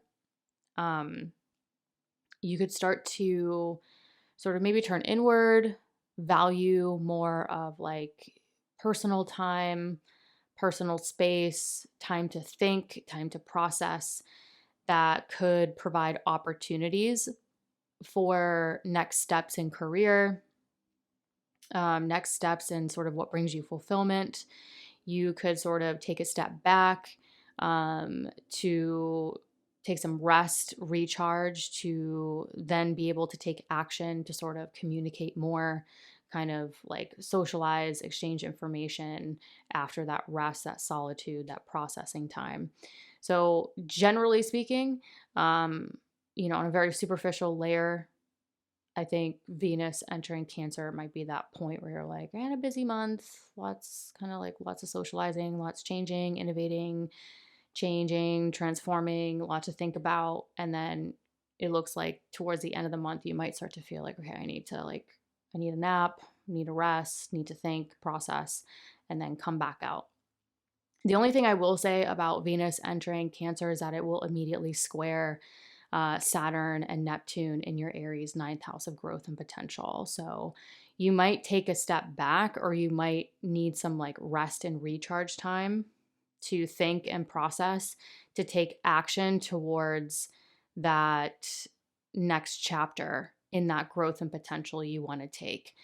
But also consider how at this juncture, Saturn and Neptune will be retrograde. So it might, even though it's a square, and you might take a step back in order to jump forward regarding growth and potential, Saturn retrograde, especially if Saturn is direct in your natal chart, might feel less heavy, less sort of gung ho, sort of that forward Saturnian hard work energy, where Neptune is sort of lifting the veil. So you might be taking action in a different way, in a new way with a new perspective. But I think all in all, taking that rest, sort of closing out the month, going into August, resting, recharging, taking care of your physical body, and sort of taking a step back to jump forward could be something as you go into August. Hello, Virgo risings. So, July 4th, Venus enters your Gemini 10th house of career, public recognition, or what brings you fulfillment. So, from a very general, basic perspective, Venus entering this area could create more sociability with work, career, business, public recognition, or those things that bring you fulfillment. But more specifically, Venus rules your Taurus ninth house of growth and potential. So some of you could be really looking at your business, your career, your public recognition, or those things that bring you fulfillment, and sort of what growth and potential you're looking into, whether it's travel, higher knowledge, spirituality, teaching, publishing, whatever specific thing that you consider growth and potential in your personal life. You could really be looking at it from a perspective of career, business, or ultimate fulfillment. Now, Venus also rules your Libra second house of earned income and self-worth. So this also tells me there could be financial themes tied into this. So, what money am I bringing in? What money am I dishing out? What financial budget do I have to invest in the growth and potential that can bring that fulfillment, that business or career move you want to make? Then on July 7th, Uranus enters your Gemini 10th house of career, public recognition, or those things that bring you ultimate fulfillment. And Uranus entering this area could really start to change this area, innovate this area. If you're, as someone who went through Uranus going over my midheaven through my 10th, if you're opposed to change, Uranus in the 10th could be more disruptive. If you're open to change and innovation to your career, the things that bring you fulfillment, how that can change you, change personal and professional partnerships, as well as integrate sort of home, family themes, this could be a welcomed energy for you. The important part to think about Uranus entering Gemini, and again, this summer you'll get a taste of it. It will retrograde back into your Taurus ninth, so you'll get a little bit of a break. But this summer you're going to get a taste of maybe what you want to innovate, what you want to change, new things, new directions, new things that you want to do in the area of career, business, public recognition, and ultimate, those things that bring you fulfillment. But what's interesting is the trine to Pluto in your Aquarius sixth house of daily work, health, and routines. So for really roughly the now through the next couple years on and off, you'll have these sort of periods of potentially rapid acceleration and change and transformation to your business, to your career, to public recognition. Or if career is not a thing, what brings you fulfillment, and how that transforms your health, your vitality, your routines, and any other additional side work you're interested in. So this could be a really interesting time to consider, over the summer, to start thinking about next directions, next steps with what you want to do in the world, what you want to innovate, change, and how that change or innovation to what you want to do or what brings you fulfillment could consider ways that it could really open up your routine for more time, more health, more vitality, or incorporating other types of work that you really want to do in the world. So, July 18th, we get to the Mercury retrograde in your Leo 12th house of the subconscious thought patterns, the dreams, the solitude. And Mercury retrograde here is interesting because in the midst of what's unfolding this month or starting to unfold, you kind of get this opportunity to review and revise your dreams, your hidden life vision, your subconscious thought patterns, where you might limit yourself or self-sabotage. So you'll get, some of you might get that chance to sort of review and revise your inner dialogue, your mental thought patterns, and how they're either supporting that innovation and change that you want to make with what brings you fulfillment in life, maybe health, work, or how it's not supporting it, and get an opportunity to work with it and change it. Now, this is important because Mercury is your ruling planet. It rules your Virgo first house of self, the physical body.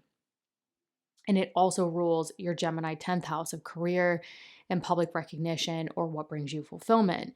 So this also tells me whatever you're reviewing and revising, behind closed doors, mentally, thought patterns, visions, it probably has a lot to do with how you want to show up in the world. And it probably also has a lot to do with your work, your career, and ultimately what brings you fulfillment.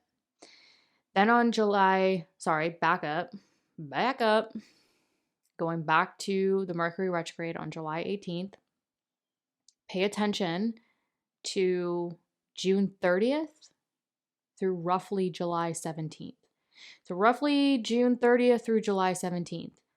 Pay attention. What's going on? What's unfolding? This is the shadow period of Mercury, which can give you those contextual clues as to what you might be reviewing and revising come July 18th. So even if you don't know your chart, even if you know nothing about astrology, just kind of mark down roughly the last week of June through July 17th, what was unfolding, what was really happening that you were focused on, thinking about, working on, that you'll have an opportunity to perfect, review, and revise starting July 18th. Now, moving on. July 20th. Mars in your Virgo first house of the self, the physical body, ability to take independent action, will be conjunct the South Node here. Now, this is important because it's literally happening in your first house of the self, but Mars rules your Scorpio third house of communication, your immediate environment, technology, really like those people, places, and things, personally or professionally, within your immediate environment. Mars also rules your Aries 8th house of transformation and sort of, long-term financial stuff, your investments, your debt, your loans, your resources, even a partner's resources.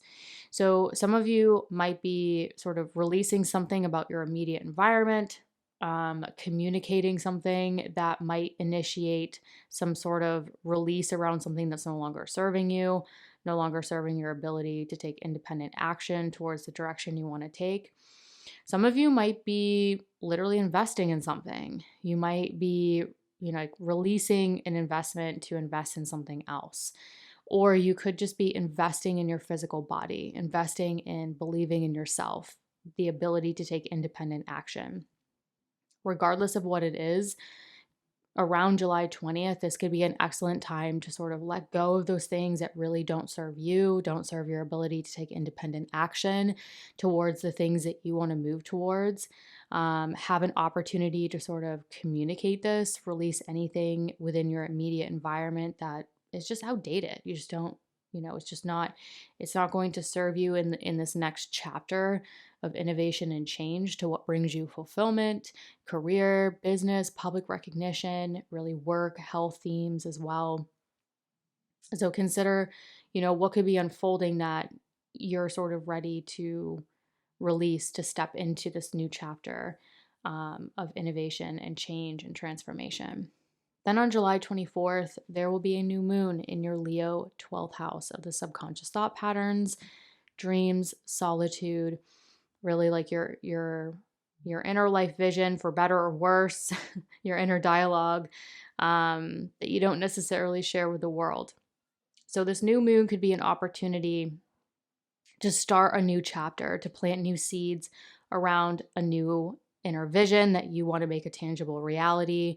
This could be a great time to, start a new chapter around sort of your inner dialogue with yourself, your mental thought patterns. Where can you get more clear on that mental vision board? Where can you get clear on releasing what is not going to serve you mentally, and certainly not serve you to sort of receive or create that tangible reality that might be mental right now?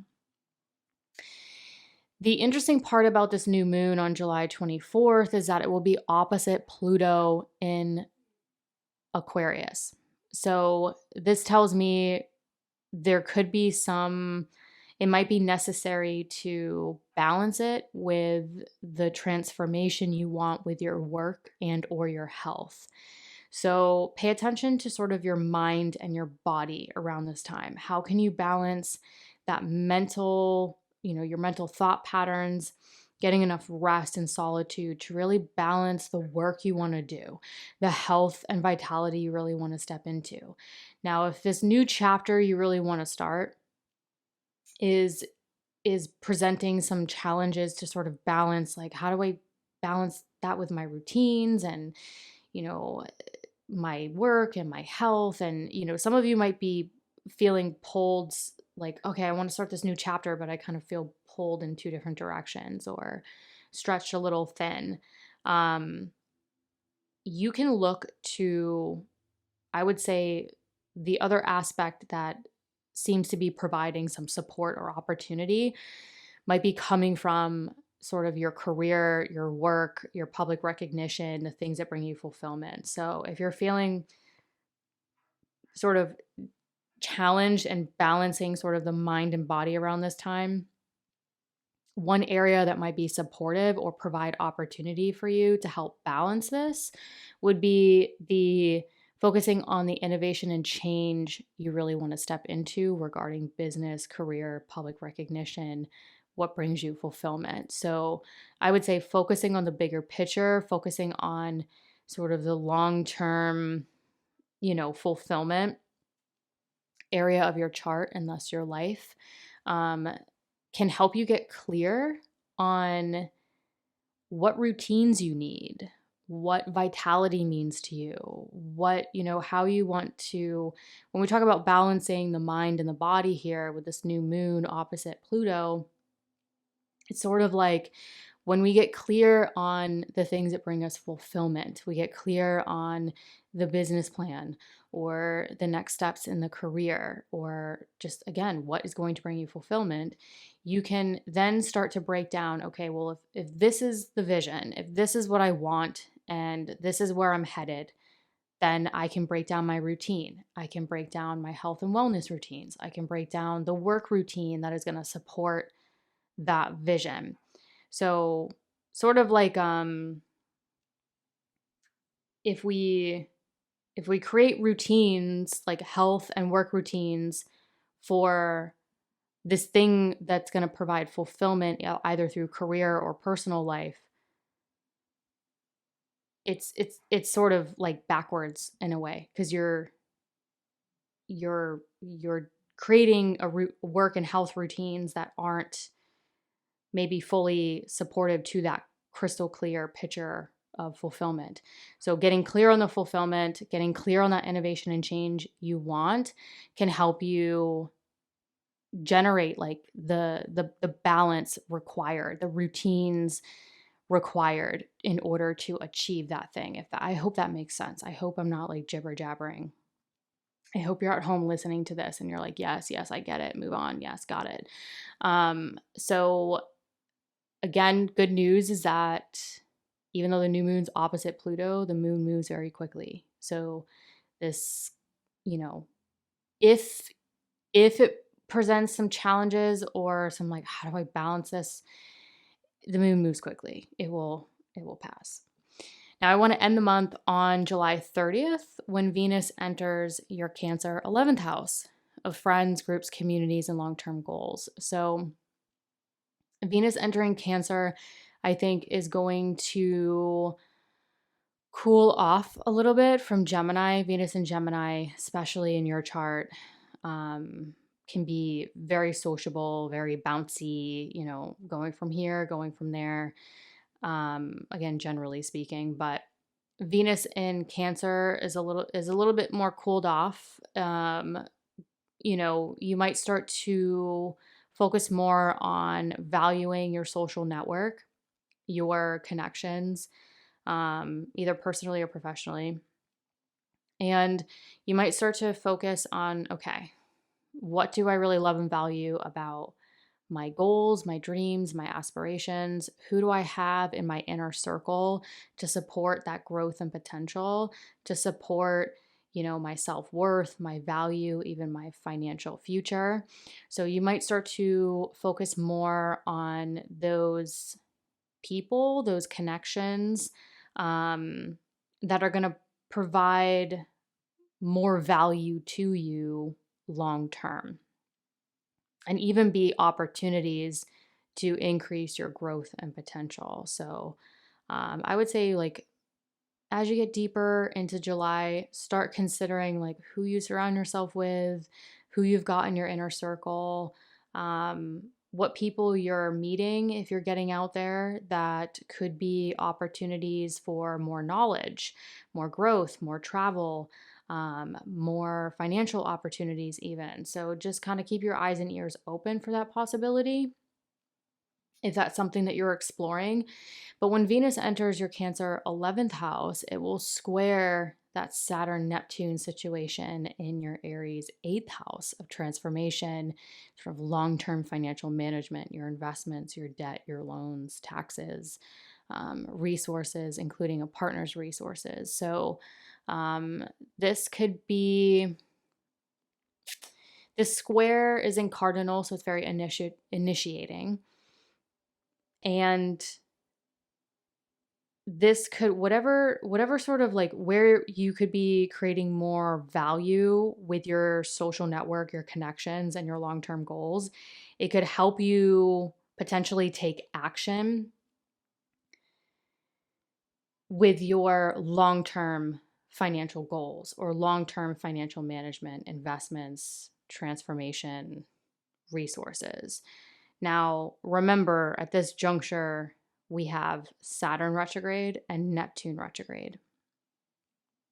So Neptune retrograde could be sort of having you see a new reality around taking action to create concrete results in these areas.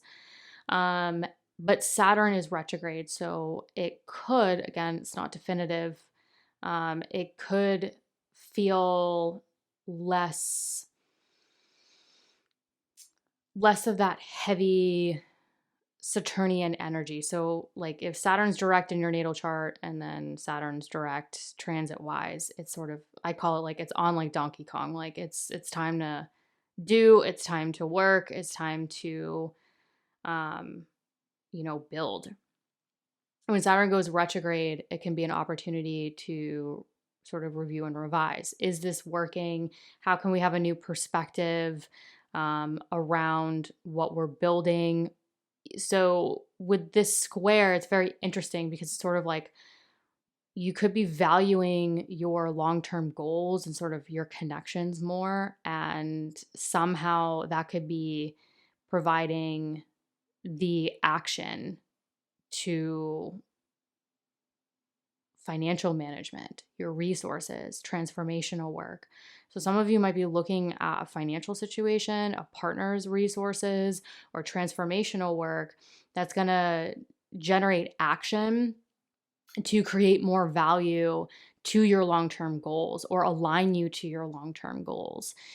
So very, very interesting stuff here. It's very initiating, but because Saturn and Neptune are retrograde, it's sort of like with a new perspective, with a new twist. So I'm interested to see how this plays out myself. So I think that Venus, actually, now that I'm looking, whatever it is, I'm going to end your month with this. Going into the summer, whatever it is that you're sort of looking into regarding your social network or your long-term goals could heavily have a lot to do with your financial future, your long-term financial goals, resources that I would say, could tie in the growth and potential area. But I would say some of you might be thinking there's got to be more. I think a lot of Virgo risings with the career stuff, the Uranus trine Saturn with like in work houses. I think a lot of Virgo risings could be starting to think about there's got to be more. How can I work smarter, not harder?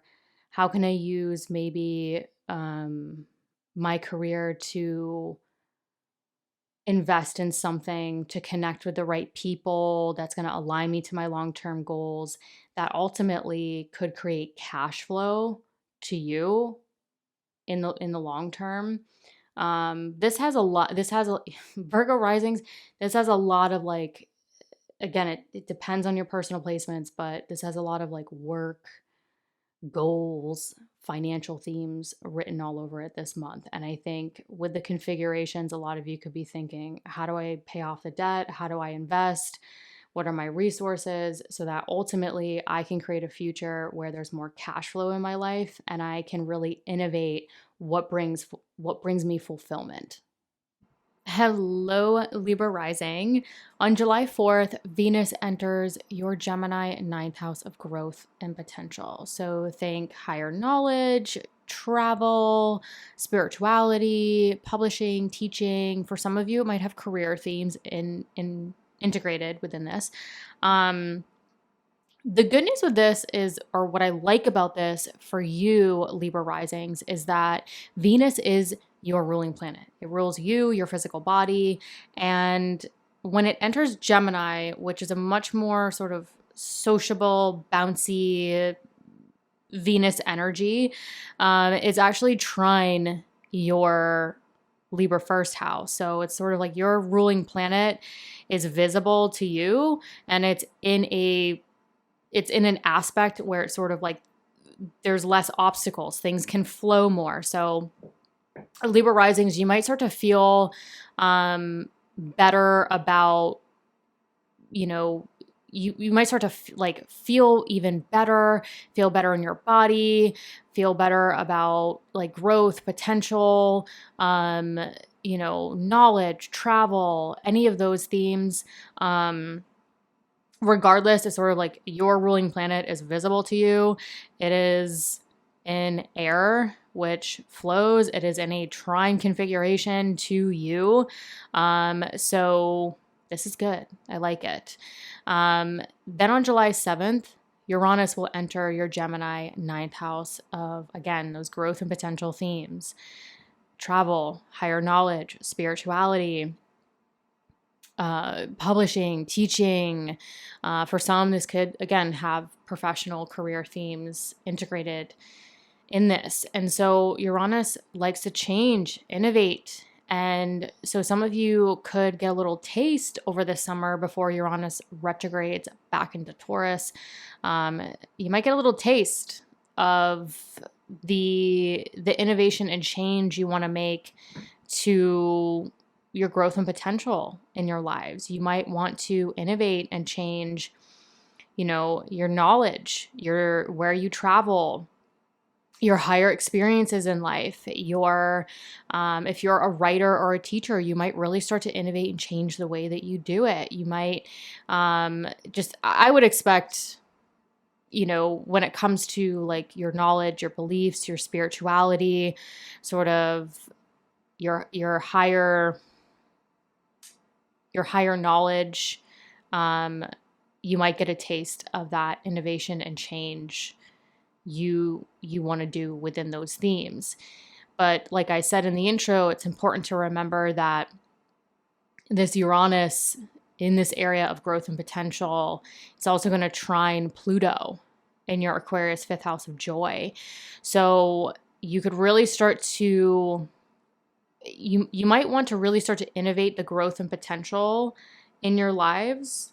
And again, this is a very long transit, so you'll have plenty of time to work with this, but innovate, change to sort of rapidly accelerate and transform joy in your life. This could be through your children, if applicable. This could be through just having fun, romance, creativity, self-expression. Some of you, it might have home, family, property, real estate themes if your IC is in the beginning degrees of Aquarius. You could really start to rapidly sort of like want to innovate the growth and potential in your life and watch that accelerate and transform, where you live, relationships with family, relationships with your children, if applicable. But ultimately, from a general perspective, a lot of you could be changing the way you think, you believe, you seek knowledge, you travel, sort of your perspective on those things that could have professional themes, but could really transform how you experience joy and sort of really rapidly accelerate and transform the heart's desire in your life. July 18th, Mercury will station retrograde in your Leo 11th house of friends, groups, communities, and long-term goals. So from a very superficial perspective, definitely double check communication within your social network. So, this could be professional through like emails and like, your social network with work, if that's a thing, or just sort of like communication with friends, your groups, your communities. Double check, your communication, that they're perceiving things the way that you're trying to communicate it, et cetera, et cetera. There could be delays in that. But on a deeper level, Mercury rules your Gemini 9th house of growth and potential. So anything to do with like continuing education, higher knowledge, spirituality, travel, publishing, teaching, if those are themes.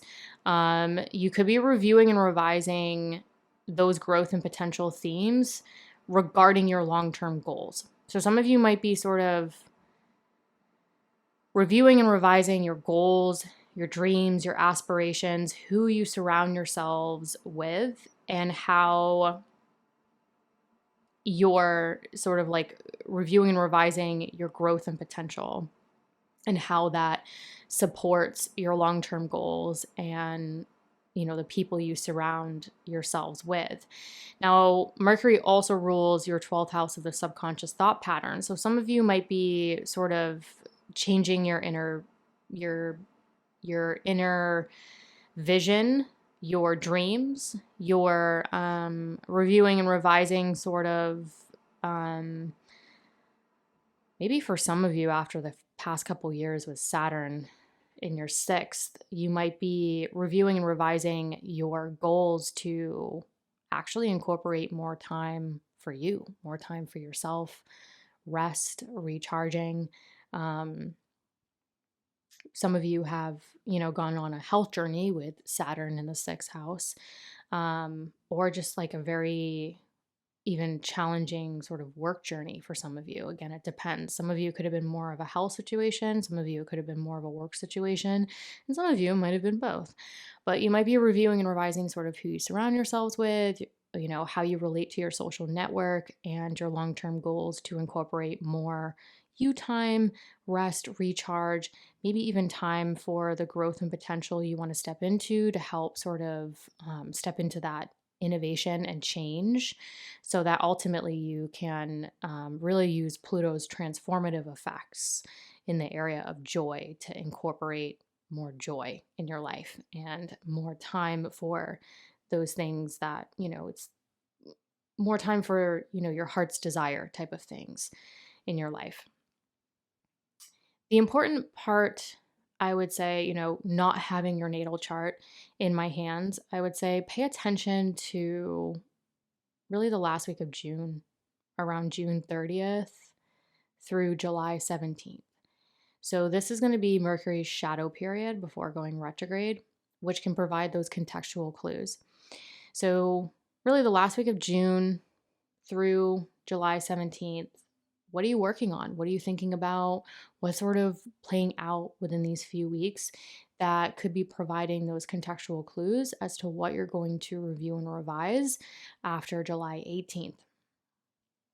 Then on July 20th, Mars in your Virgo 12th house, so that's subconscious thought patterns, dreams, rest, solitude, will be conjunct the South Node. So the South, transit-wise, planets conjunct the South Node, to me, tend to be sort of an opportunity for release. And Mars in your 12 can generate a little monkey mind. So some of you might have a lot on your mind, a lot of mental stimulation. Mars does rule the area of partnership, personal or professional, as well as your second house of earned income. So partnership and finances might be on your mind a lot around this time.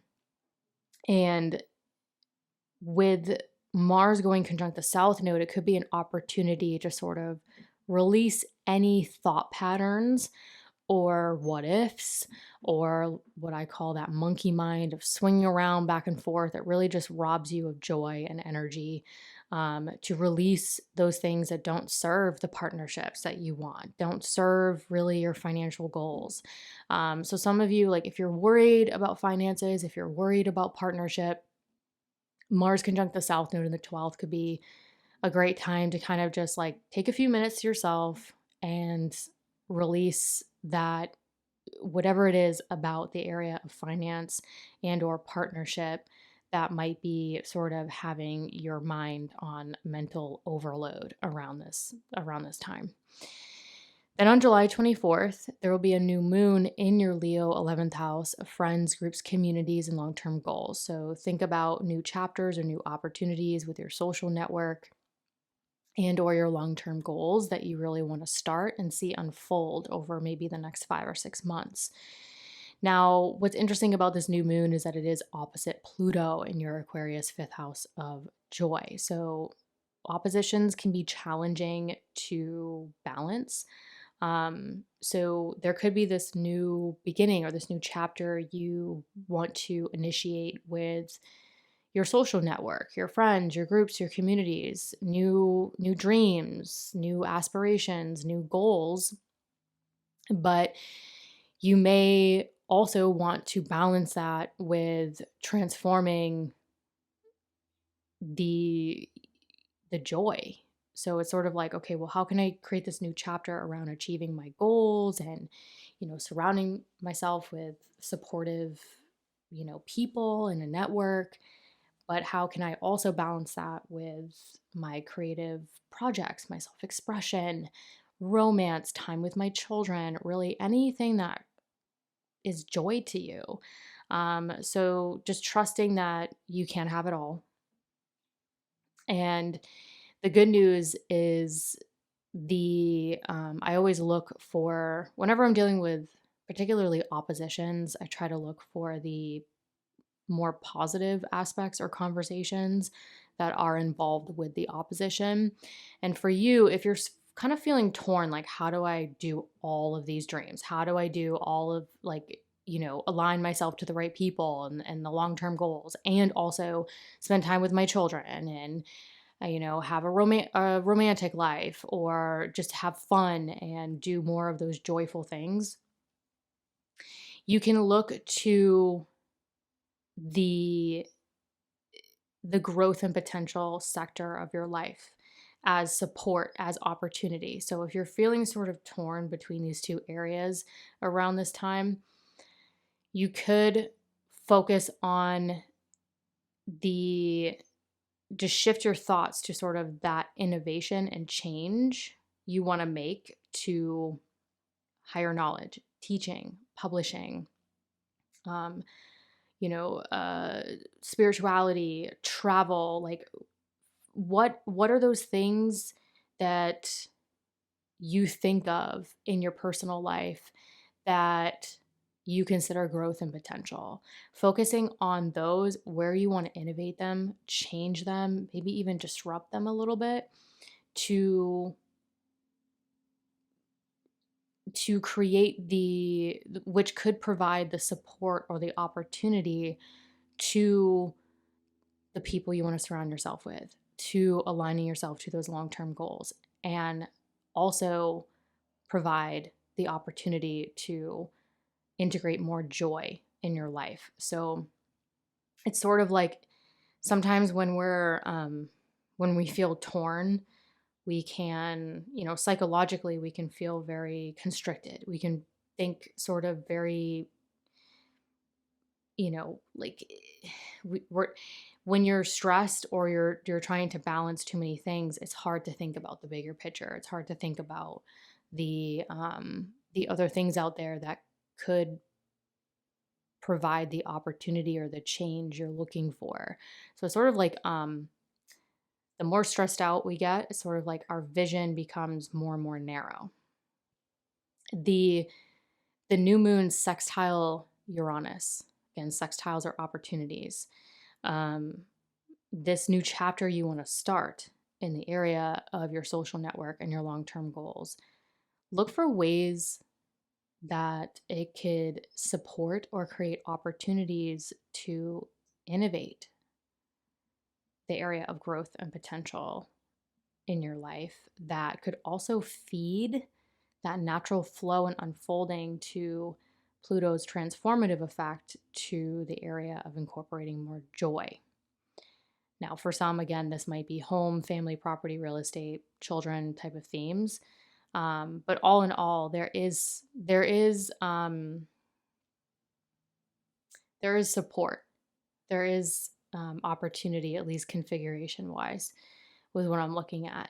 The good news is that we're talking about a new moon, and the moon moves quickly. So if you get to 23rd, 24th, and you're feeling that at odds, or the how do I do all of this, or maybe even the overwhelm that sometimes oppositions can cause, again, focus on the bigger picture. Focus on the innovation that is possible to growth and potential, the innovation and the change to your higher knowledge, teaching, publishing, traveling, spirituality, that could connect you to new people within your social network, that could connect you to new opportunities, that could create synchronicity or alignment to your long-term goals.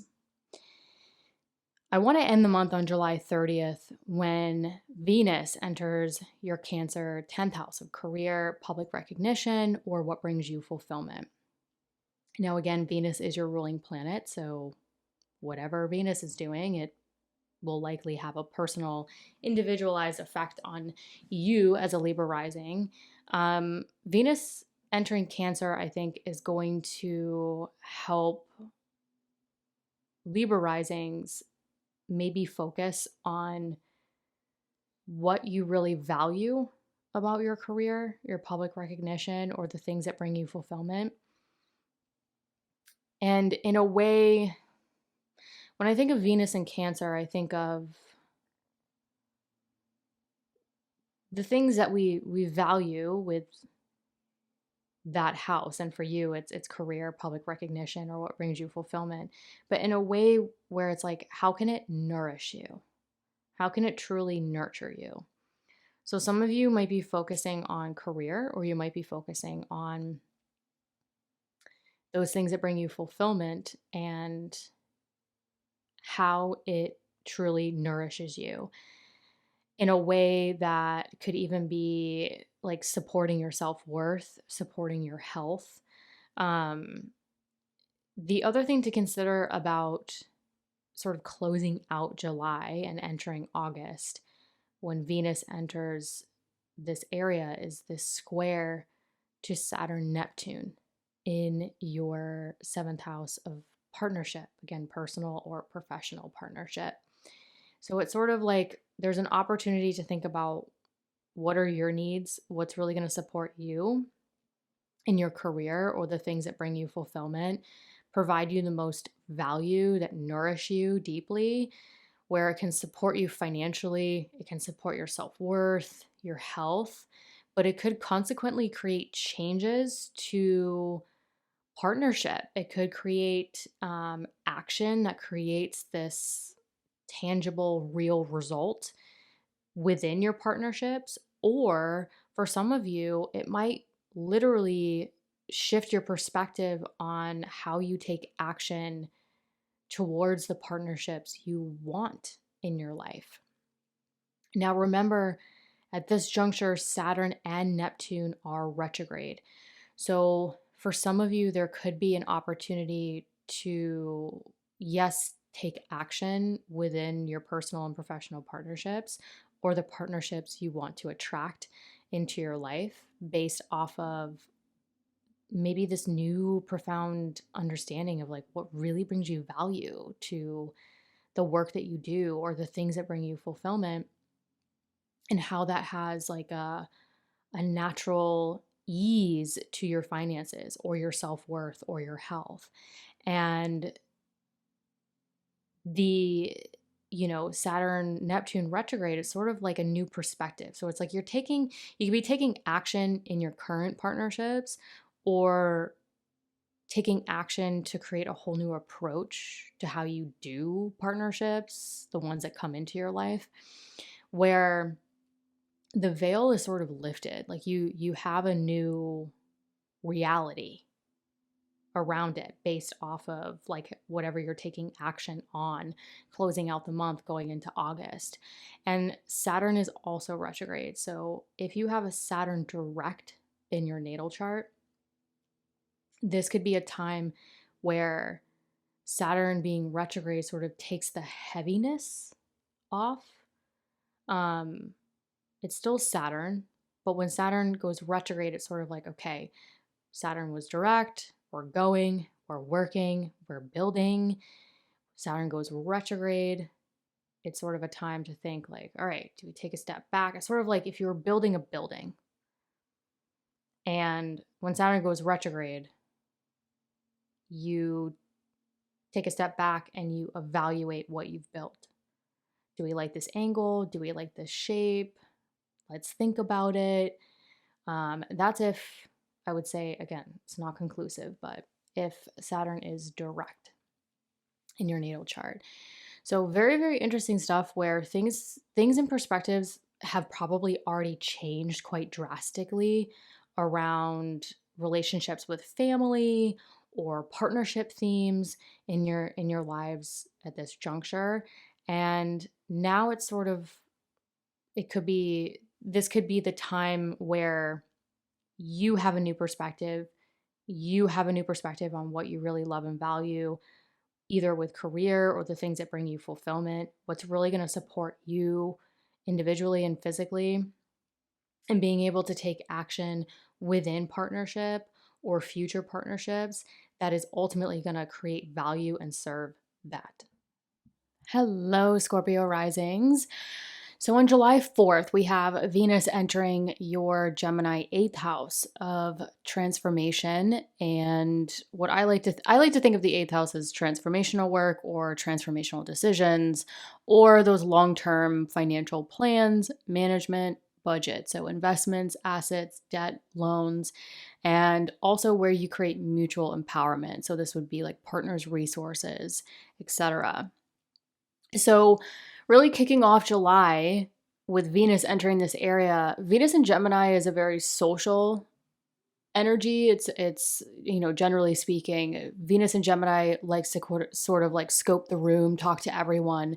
So with Venus in your Gemini 8th, I think this could really bring up opportunities to bounce ideas, bounce financial ideas, look into anything you want to transform in your lives. If you are partnered up, married, business partnerships, this could be a time where you're sort of brainstorming or forming, new connections or new ideas within those partnerships for financial reasons, for transformational reasons.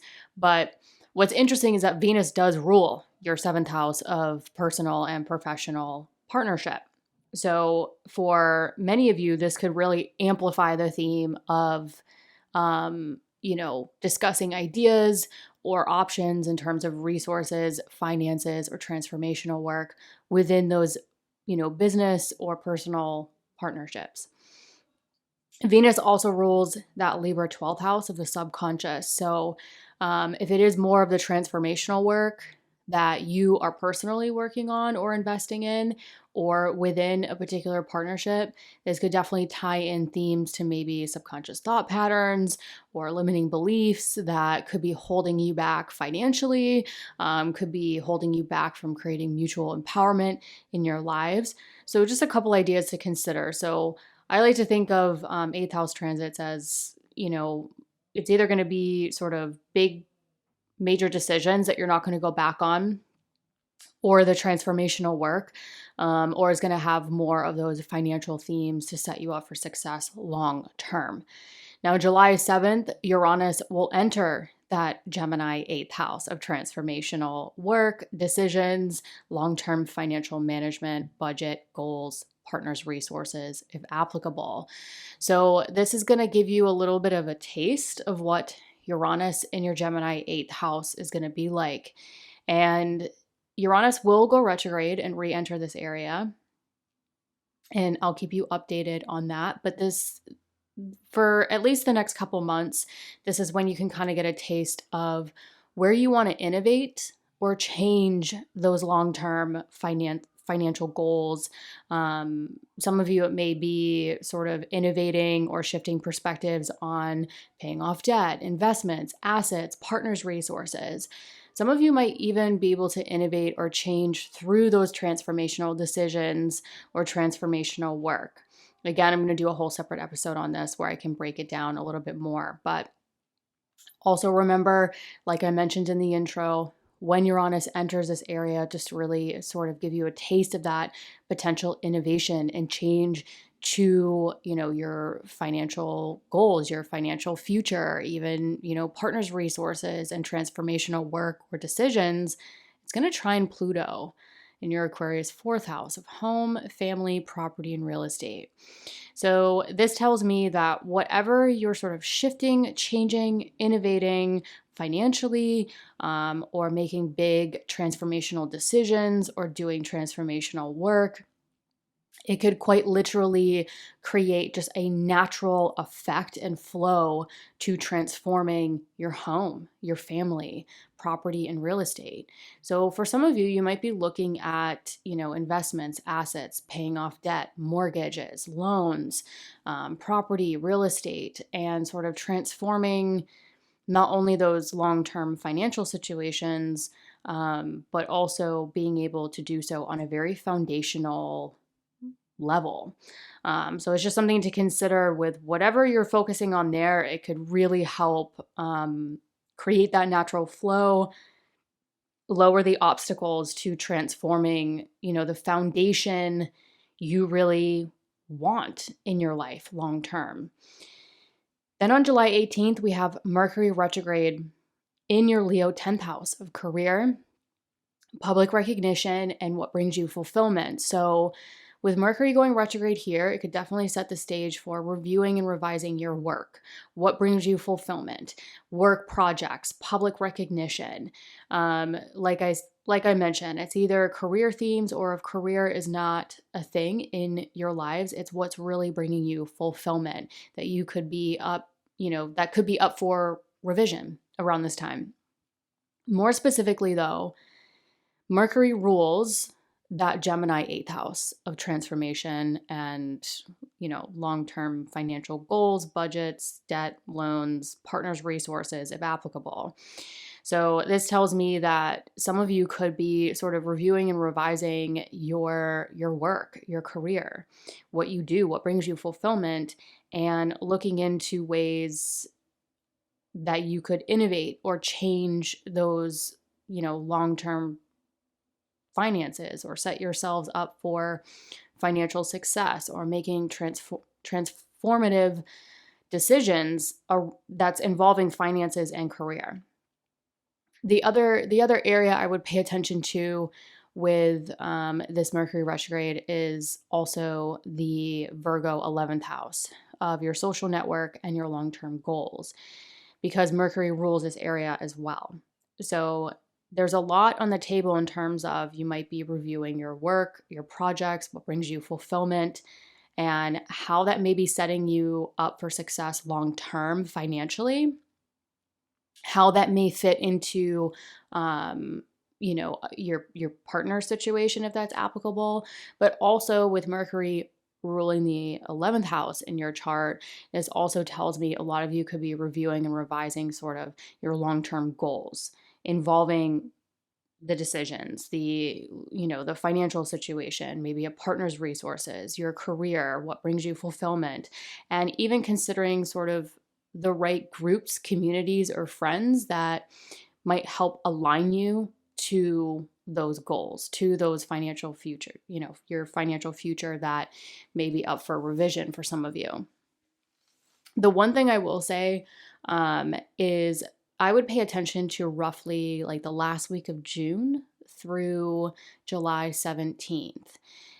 Pay attention to what happens, maybe conversations, things that's on your mind, things that's coming up. That is usually the contextual clues that you can sort of pay attention to as it sort of trickles in, that you will likely review and revise when Mercury stations retrograde on July 18th. Then on July 20th, Mars in your Virgo 11th house of friends, groups, communities, and long-term goals. So think your social network, either personally or professionally, and your goals. So this Mars will be conjunct the South Node here. So what I often see with transits is, with the South Node is usually, not always, but an opportunity to release, to let go.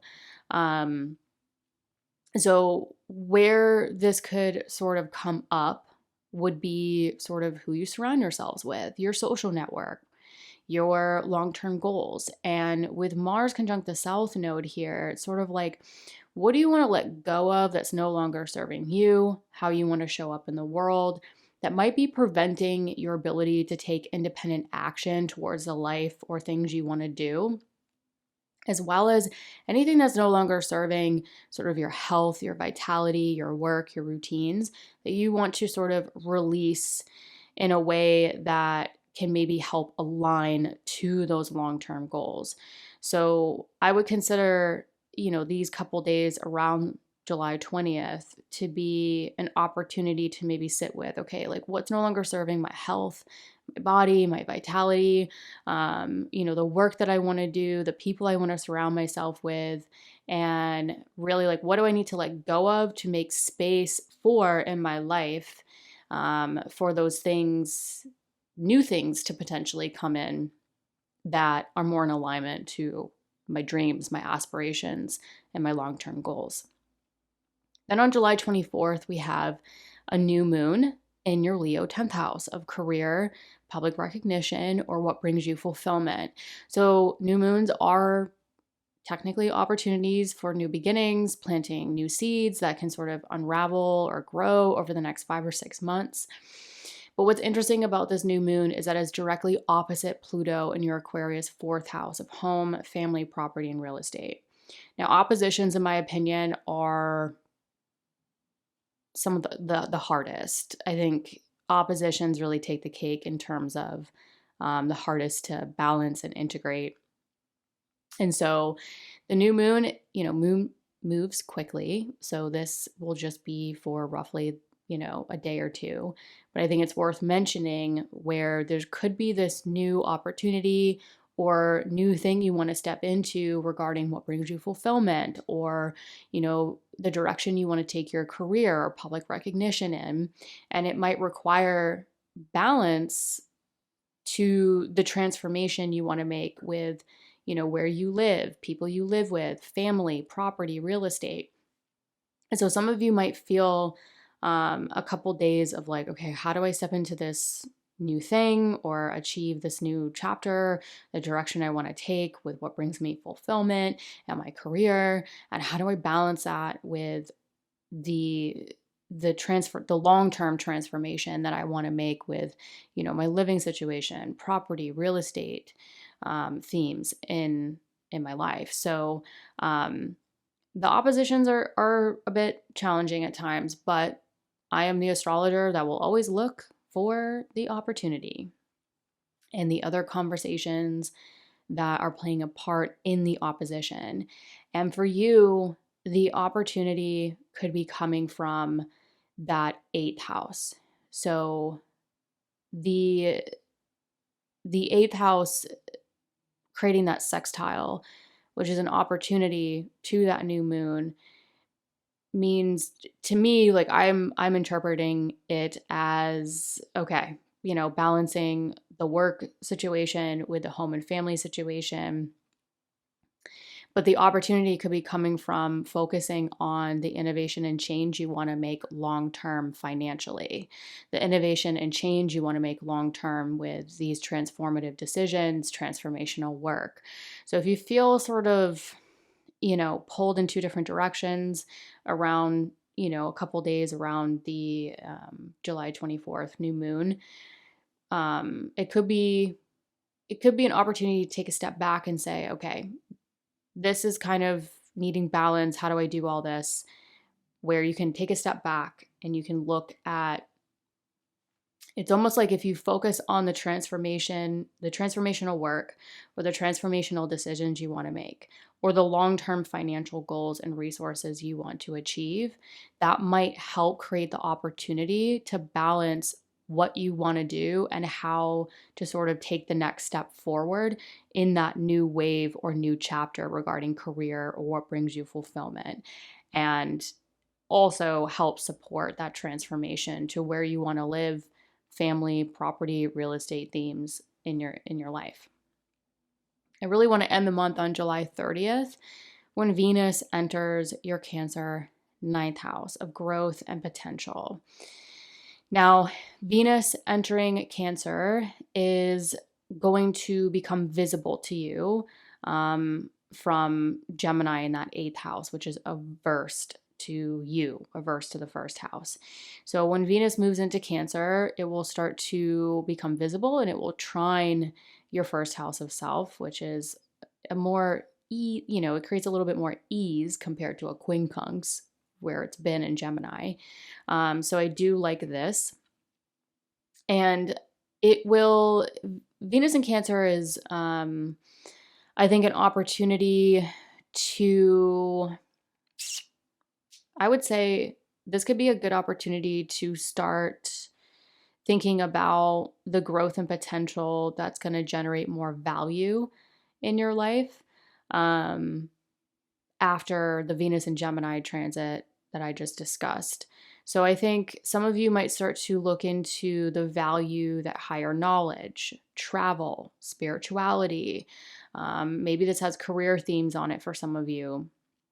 Start looking at the value. How is expanding my growth and potential going to nurture me? How is it going to nourish me? Now, Venus does rule the 7th house of partnership and that 12th house of the subconscious. So this could also have undercurrents for some of you involving how does this growth and potential not only nurture me and nourish me and my growth and potential, maybe for my career or what brings me fulfillment, but also how does this support my partnerships? How does this support and create connection and value and, a nurturing energy to my professional partnerships, my personal partnerships, but also bring me mental peace in the long term. So, some things to consider when you zoom out and you look at sort of the progression from the 8th to the 9th with Venus and Venus's rulership in your natal chart. The other thing to consider, the last thing I'll say, is when Venus does enter Cancer, it will square that Saturn-Neptune situation in your Aries 6th house of daily work, health, and routine. So this also tells me, you might be taking action with this sort of new feeling around how do I create value around my growth and potential? How does it nurture me, nourish me, my professional partnerships, my personal partnerships, but also create some sense of mental peace in my life. And for some of you, it might literally be taking a vacation because the 9th house is travel. So some of you might just be like, you know what, I really need to value a vacation, a holiday away to sort of re-equilibrate myself, my partnerships, create mental peace, and sort of come back with a new perspective. So it doesn't have to be this major thing. But the square to Saturn and Neptune tells me whatever it is you're valuing or looking into, it could generate some action to sort of creating tangible, concrete results to either your health and vitality or your work, like your daily work. But also consider Saturn and Neptune at this juncture are both retrograde. So this could be sort of taking action, but in a new way, having a new perspective, where the veil is sort of lifted and you're seeing a completely new reality around perhaps your growth and potential, your work, and your health. Hello, Sagittarius risings. So on July 4th, Venus will enter your Gemini 7th house of partnership. This can include both professional and or personal partnership.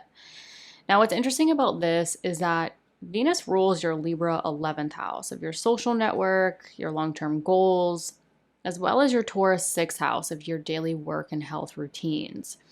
So this is sort of like congealing or bridging the area of personal or professional partnerships regarding your social network, your goals, your work, or your health. So it's like you could be sort of spending time focusing on certain partnerships in your life that also extend your social network, or these people help align you to your long-term goals, or it could be sort of more work related.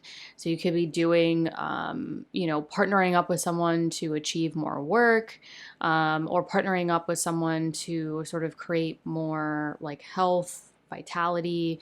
So this honestly looks very social because generally speaking, Venus in Gemini is quite social. Venus in Gemini is going around the whole room talking to everyone from all walks of life. So this has a lot of partnership, even professional, getting out there, socializing, creating connections, increasing your health and vitality, or it could be more work related where you're making those connections within your social network or professional network to expand your work. Then on July 7th, Uranus will actually enter your Gemini 7th house of partnership. So you're going to get a bit of a tasting of what Uranus and Gemini will be like for at least a few months.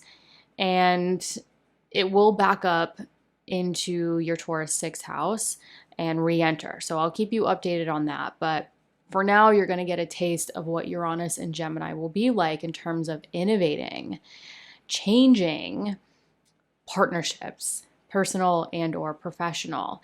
Now, this is an angular house, so it's not just about the innovations and changes to professional and personal partnerships, it can create a lot of action and concrete results to property, real estate, home, family, as well as career.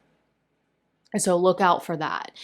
One thing I mentioned in the intro that I want to remind you here is that when Uranus enters this area of partnership, giving you a taste of that innovation and change you want to make to the area of personal and professional partnerships, it will trine Pluto in your Aquarius third house of communication, siblings, extended family, technology. So professionally, this would be communication and technology fields.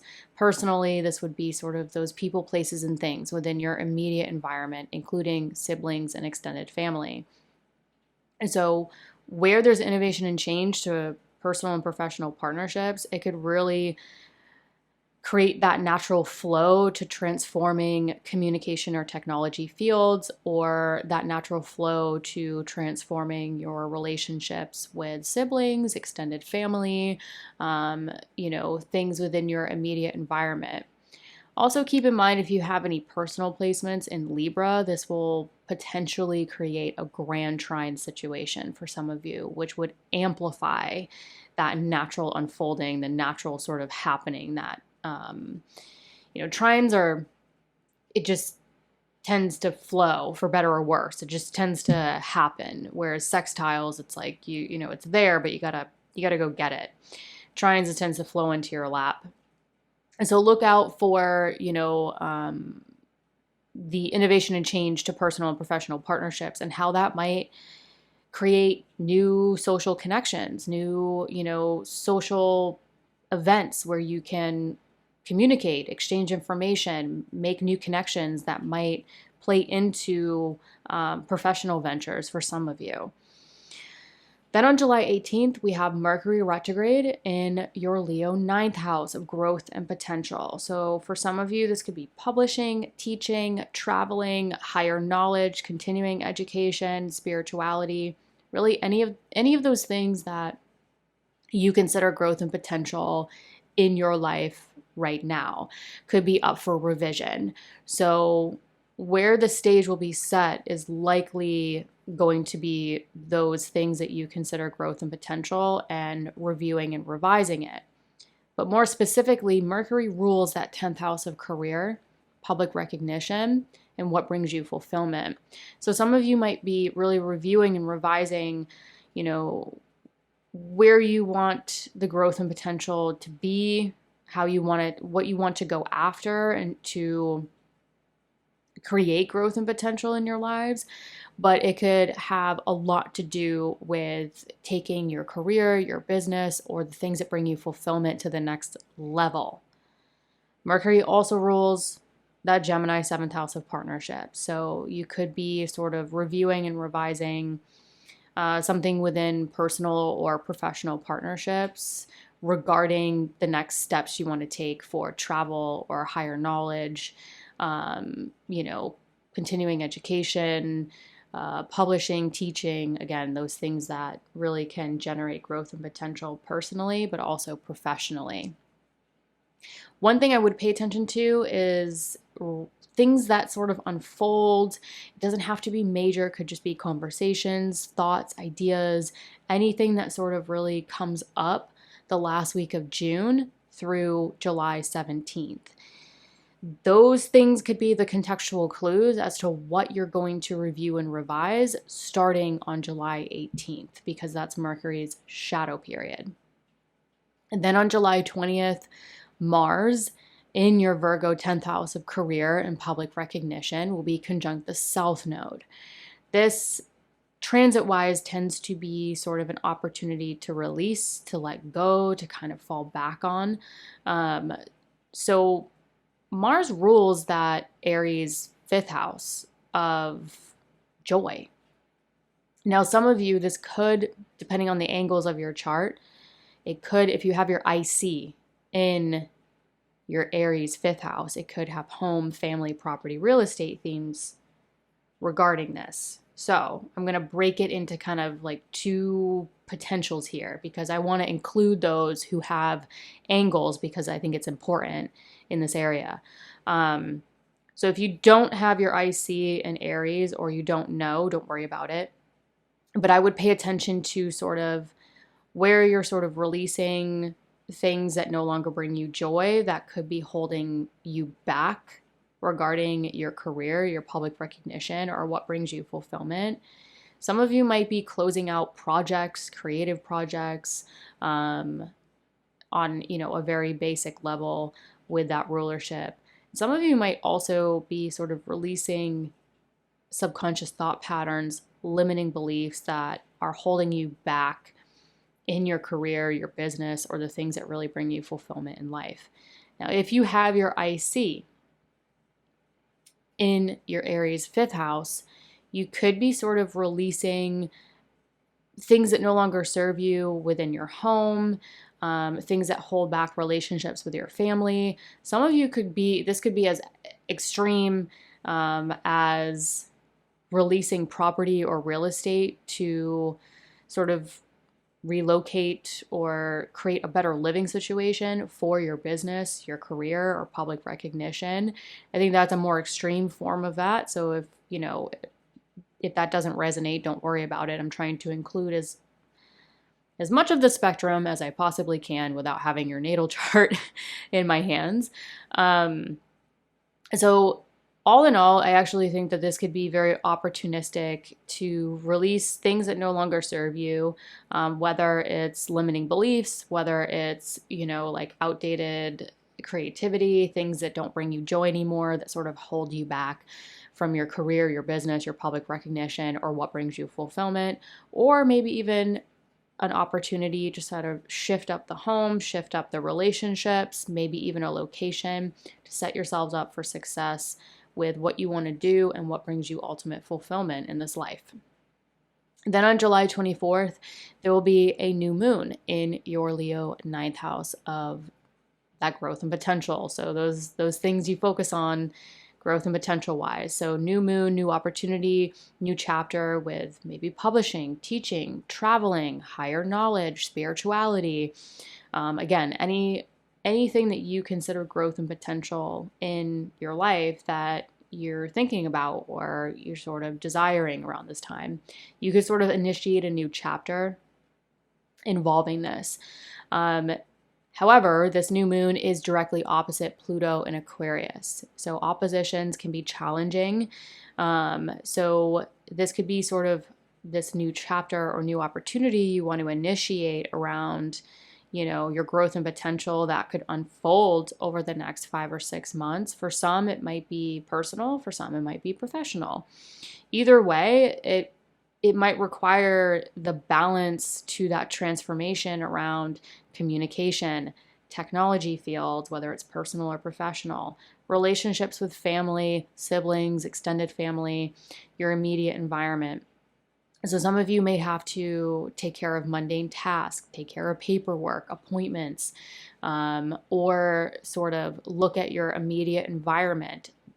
How can it be balanced? How does that support you wanting to travel or increase your knowledge or do more things that are going to generate that growth and potential in your life? Anytime I see an opposition, I'm always going to look for the other players that might be having a more positive conversation in this configuration as opportunity. So I think for you, Sagittarius risings, if you feel like there could be a challenge to balance sort of your immediate environment and taking care of those tasks and communication, and also wanting to sort of initiate this new chapter of growth and potential, where you want to go, what you want to do, look to your personal and professional partnerships. Look to those long-term partnerships, those close loved ones, your ride or dies, that and where you want to innovate that and you want to evolve that and change that. Those people that are there could be the opportunity, could be the support to help balance this opposition. Then on July 30th, we have Venus entering your Cancer 8th house of transformation, other people's resources, including a partner's resources. But also, like, I like the 8th house is a financial house to me. It is, investments, assets, debt, loans, taxes. So long-term financial management, budget, goals. And with Venus entering this area, you might start to focus on it a little bit more. You might start to want more value in this area. Venus does rule the 6th house of daily work or health, as well as that Libra 11th house of your social network and your long-term goals. So some of you might be looking at investing in your health, investing in expanding your social network, investing in ways that can create more value to those long-term goals.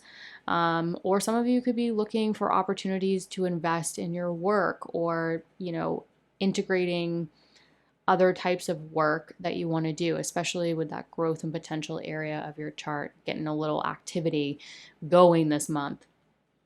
One thing to consider, though, is that when Venus does enter Cancer, it will technically square the Saturn-Neptune situation in your Aries 5th house of joy. So the 5th house, whenever I see 8th and 5th house connections, I'm looking at financial situations that potentially tie to your children. I'm also looking at financial situations that tie to, having a budget or money for your creative projects, having a budget for, having fun in life, enjoying life, basically like having money for the heart's desire.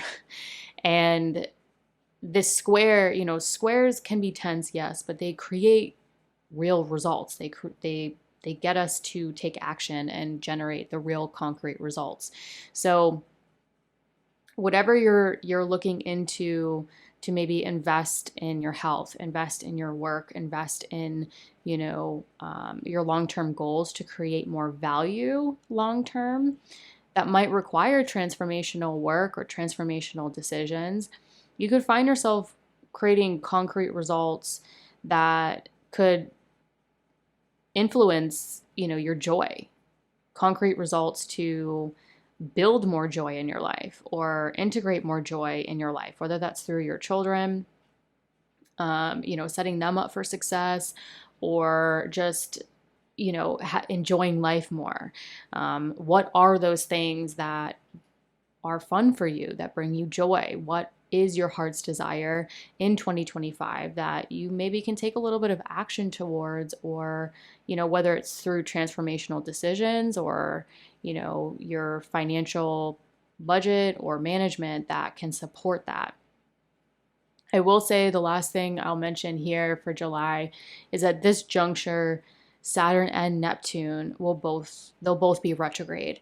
So whatever action you're taking regarding these two areas, you'll likely have a very different perspective, where Neptune retrograde, especially if Neptune is direct in your natal chart, in my opinion, can sort of lift the veil. It's sort of this new reality that you could be seeing. So where you couldn't see maybe something financially, or, with, an option, or, a transformational decision that maybe you thought you couldn't make, or it wasn't possible, some of you might see a new reality. Some of you might see a new perspective by the end of July going into August, where you can sort of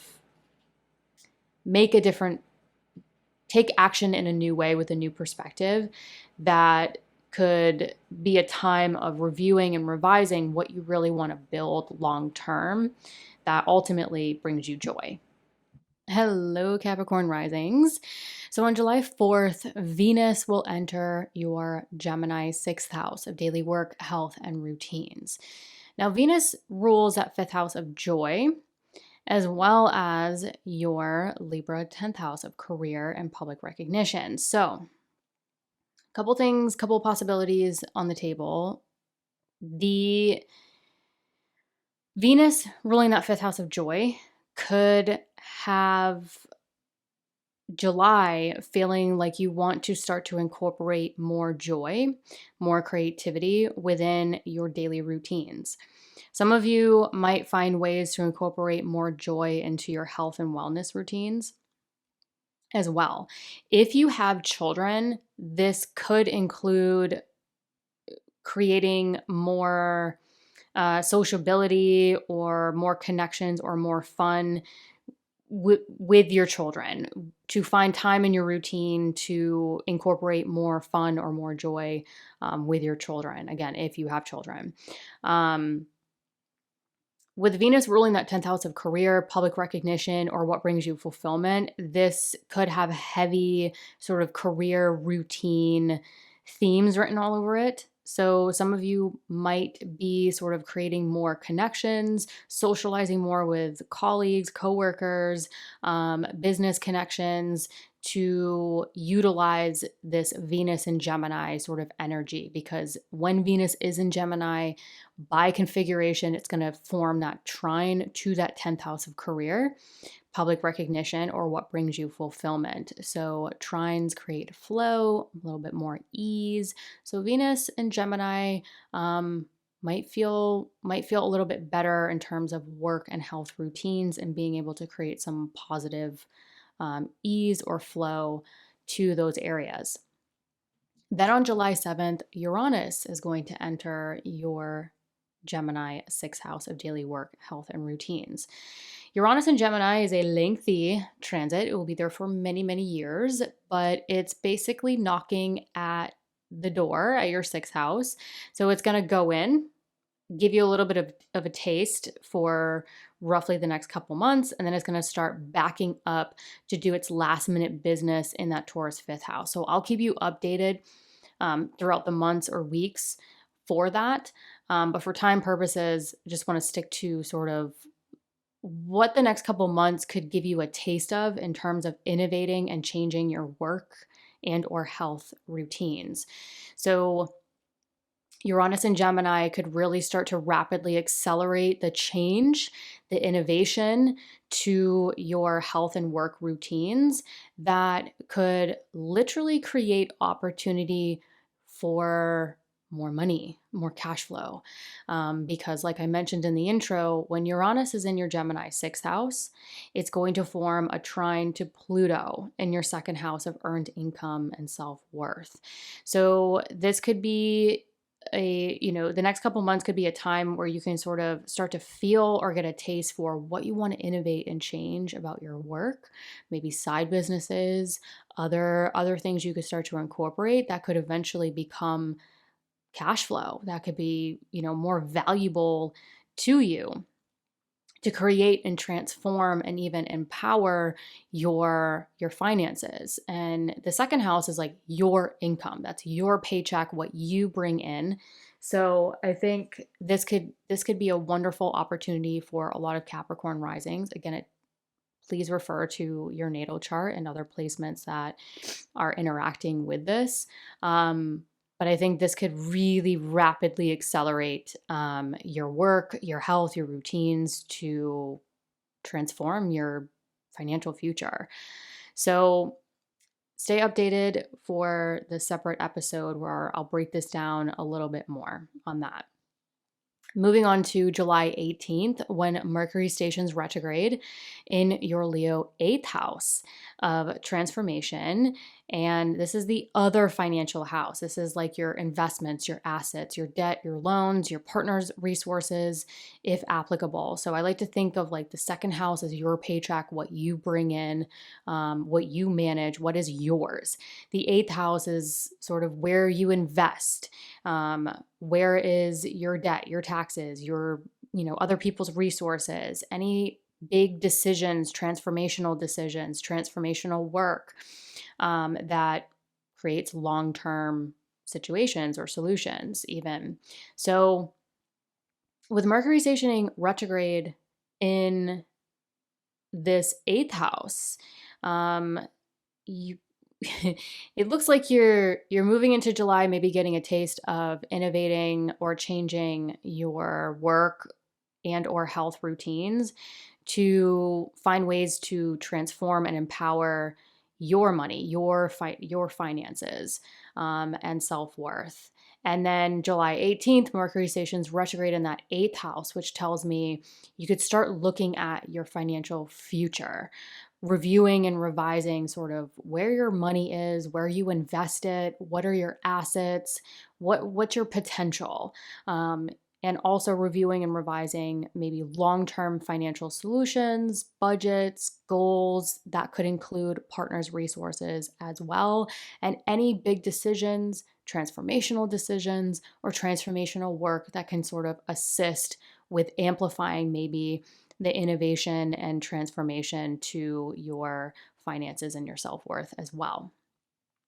Now, one thing to pay attention to with this Mercury retrograde, I always like to give you guys the shadow dates, which is basically going to be like the last couple days, maybe even to play it safe, the last week of June through July 17th.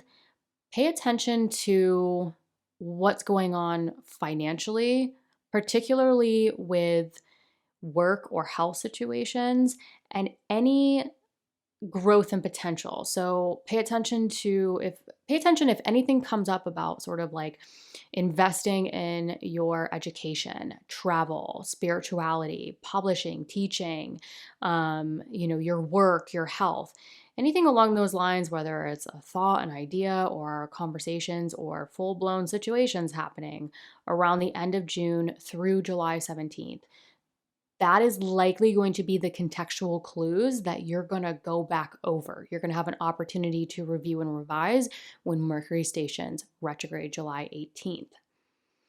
Then on July 20th, Mars in your Virgo 9th house will be conjunct the South Node. So this could be an opportunity to this could be setting the stage for where you're thinking about growth and potential in your lives. And this could be personal, like through travel or just, research, or it could be professional, continuing your education, increasing your knowledge, and your potential professionally. Whatever it is, personal or professional, that you're sort of setting the stage for or thinking about in 2025, even into 2026, regarding this growth and potential, Mars can help you release anything that is no longer serving your long-term goals, no longer serving your social network, no longer serving your living situation, the foundation in your life. So some of you might be getting sort of minimal or maximal opportunities to release things about, maybe your home or, situations foundationally or people you surround yourself with or goals that maybe are outdated, maybe need to be updated, let go of, release. So maybe some of you are thinking about revamping your home, or creating a more inspiring space to focus on your work or what brings you fulfillment or that growth and potential. Maybe some of you are looking at sort of who you surround yourselves with and how you can maybe edit, your social network to align you or introduce you to people that could connect you to that growth and potential you want to move towards. Either way, I think this could be an excellent time to sort of look at your living situation, people you surround yourself with, and your long-term goals, and see where they need to sort of have additions, subtractions, or modifications to align to the growth and potential you really want to step into in 2025 and 2026. Then on July 24th, we have a new moon in that Leo 8th house of transformation, long-term financial budgets, management, goals, as well as partners' resources, if applicable. It's going to also be professional partnership resources as well. So this new moon here could be a new beginning or a new opportunity that you have your eyes set on.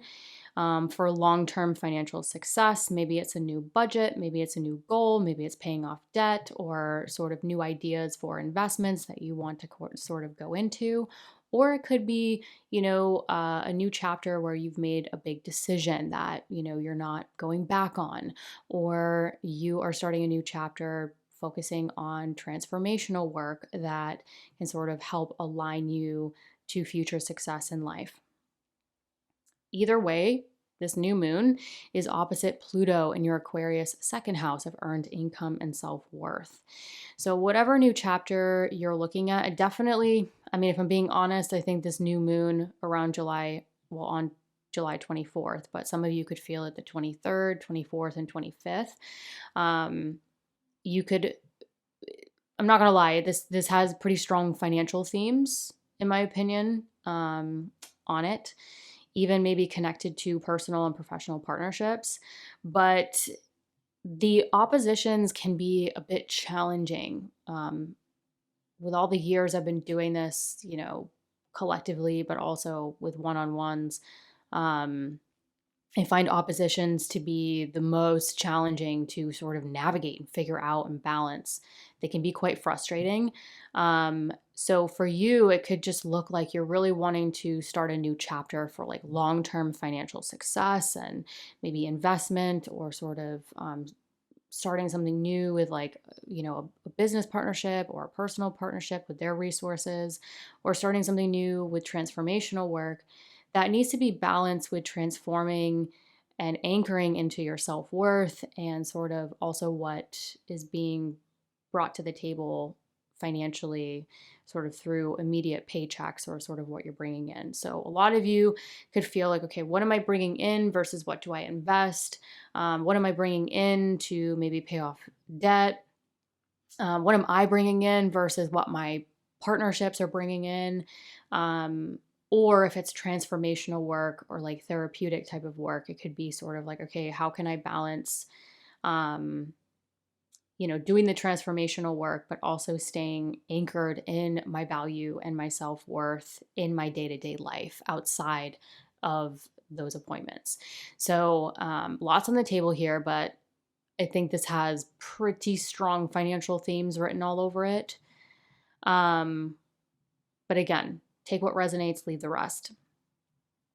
The opportunity with the opposition. So I'm one of those astrologers where if I see an opposition, I will always look for the other players in this conversation, in this opposition, that could provide opportunity or support or sort of more of a focus point to help balance this opposition. And so for you, Capricorn risings, this is going to be coming from work and health routines. So if there is some sort of, okay, how do I step into this new chapter or initiate this new financial chapter in my life, or new sort of transformational work chapter in my life, you can look to the innovation and the change you want to make in your work and health routines. So I think focusing on like the work you want to do, the health and vitality you want to step into, and those routines that are necessary could potentially help create the opportunity to balance this opposition. So for example, say it's a financial chapter, a new financial chapter that you want to step into or figure out. The opportunity coming from Uranus in that sixth house could be, okay, well, I'm trying to step into this new chapter financially, and I'm trying to juggle both areas, what I'm bringing in, what do I invest, and sort of navigating it and figuring it out. If there is challenges with that, there's potentially an opportunity to focus on, okay, maybe I can shelf this for a hot second and look at the work I want to do, the other types of work I maybe want to incorporate, my colleagues or coworkers that I work with that could provide really valuable insight or opportunity or support, as well as maybe even focusing on like my health routines as well. So focusing on like the vitality you want to step into, the work or other types of work that you want to step into, innovate, and change can help maybe sort out any confusion as to what you want to bring in versus what you want to pay off or invest in. So if you want to invest in side businesses or other types of work and maybe have a little bit more freedom in your routine, that can help put the financial situation into perspective. What do I need to save versus what do I need to invest? I hope that makes sense. Um, I hope that makes sense. But there is opportunity here with Uranus in the 6th, in my opinion. I really want to end the month on July 30th when Venus enters your Cancer 7th house of personal and professional partnership. Now, Venus does rule that 10th house of career and what brings you fulfillment. So this could have more professional partnership written on it for many of you, especially if, that is a prominent theme in your life. But Venus is also ruling that Taurus 5th house of joy. So I think this could be, if it's a personal partnership situation or the partnership that you want to attract, you can get very clear on, what types of partnership is going to bring you joy. What opportunities within current partnerships can bring you joy, and start thinking about stepping into that and focusing on the value of that. Or if it's professional, I think this could generate action for some of you around creating more value within your professional partnerships that really support what brings you fulfillment or your career, business, public recognition. I will mention that when Venus does enter Cancer, it will square that Saturn-Neptune situation in your 4th house of home, family, property, and real estate. So whatever situation you're looking at where it's like, how can I create more value in my current partnerships or the partnerships that I want to attract that can support me professionally, but also personally, and also feel more joyful as well, that could consequently create action that generates concrete, real results to your living situation. So this could change your perspective or create a new reality around home, family, property, and real estate themes. Hello, Aquarius risings. On July 4th, Venus enters your Gemini 5th house of fun, of joy. Now, if you're in the United States, July 4th is kind of an obvious time for, at least you, Aquarius risings, for Venus to be in this 5th house of fun. So this could definitely set a tone of fun and celebration for 4th of July in the United States. But regardless, wherever you are in the world, Venus entering your Gemini 5th house of joy could definitely be a wonderful time to create more love and value to the things that bring you joy. So anything creatively, self-expression, romance, maybe even children, if that's applicable to you. But Venus also rules that 4th house of home, family, property, and real estate. So some of you might be going through the rest of July feeling like you want to create more joy and do more creative things within the home. Venus also rules that 9th house of growth and potential.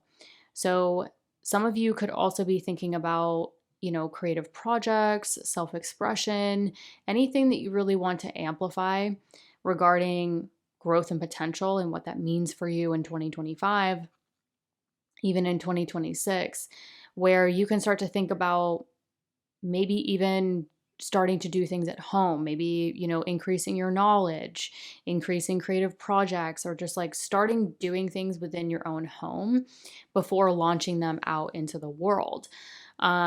So this could be a great time to kind of be with family or people that feel like family and kind of start stepping into a more fun, creative, even just inspiring situation or energy as you go through July.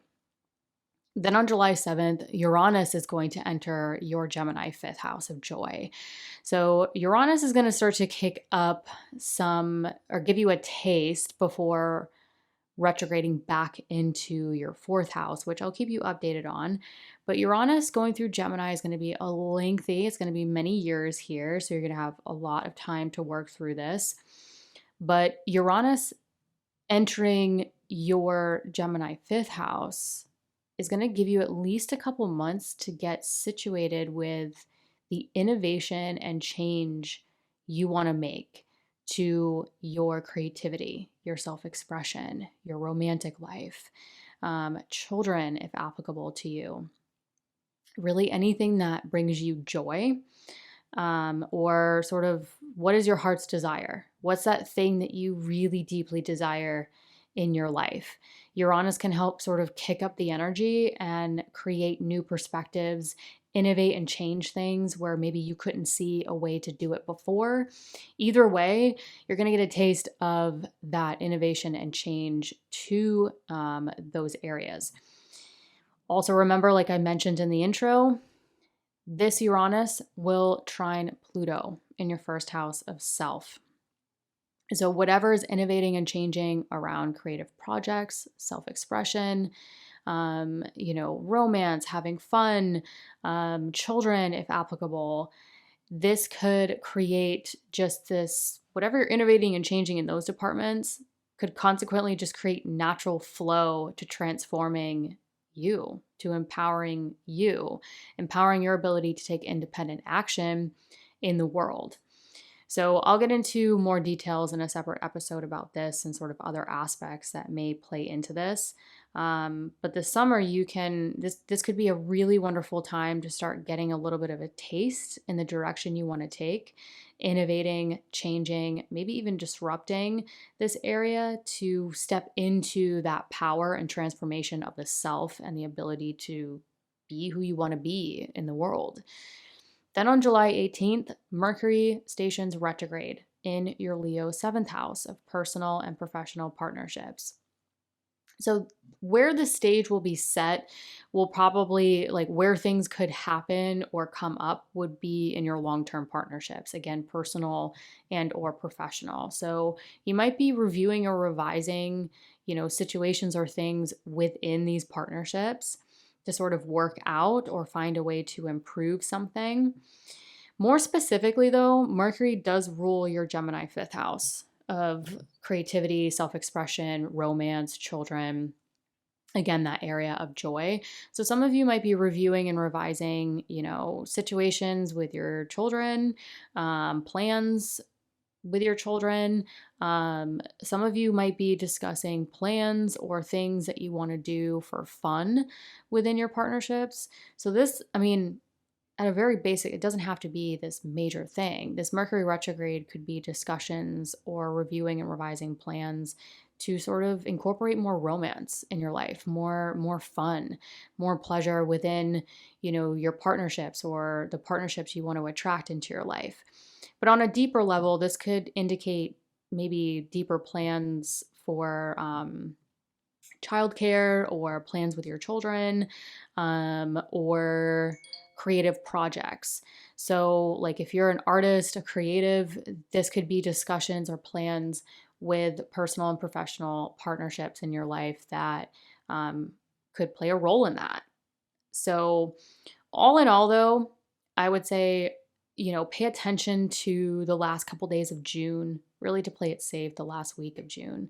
So the last week of June through July 17th, that is Mercury's shadow period.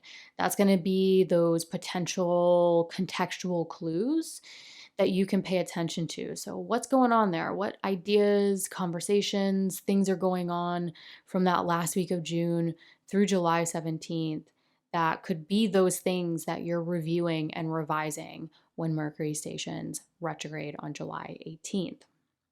Then on July 20th, Mars in your Virgo 8th house will be conjunct the South Node. So Mars is sort of kicking up some action, maybe a plan of action, more motivation and desire for long-term financial success, financial planning. This could be kicking up some action or some motivation around a partner's resources, if that's applicable. This also has the potential to sort of kick up any action around making big decisions, transformational decisions, or focusing on transformational work. Either way, Mars rules at 10th house of career, or what brings you fulfillment, as well as your Aries 3rd house of communication, technology, and really those people, places, and things within your immediate environment.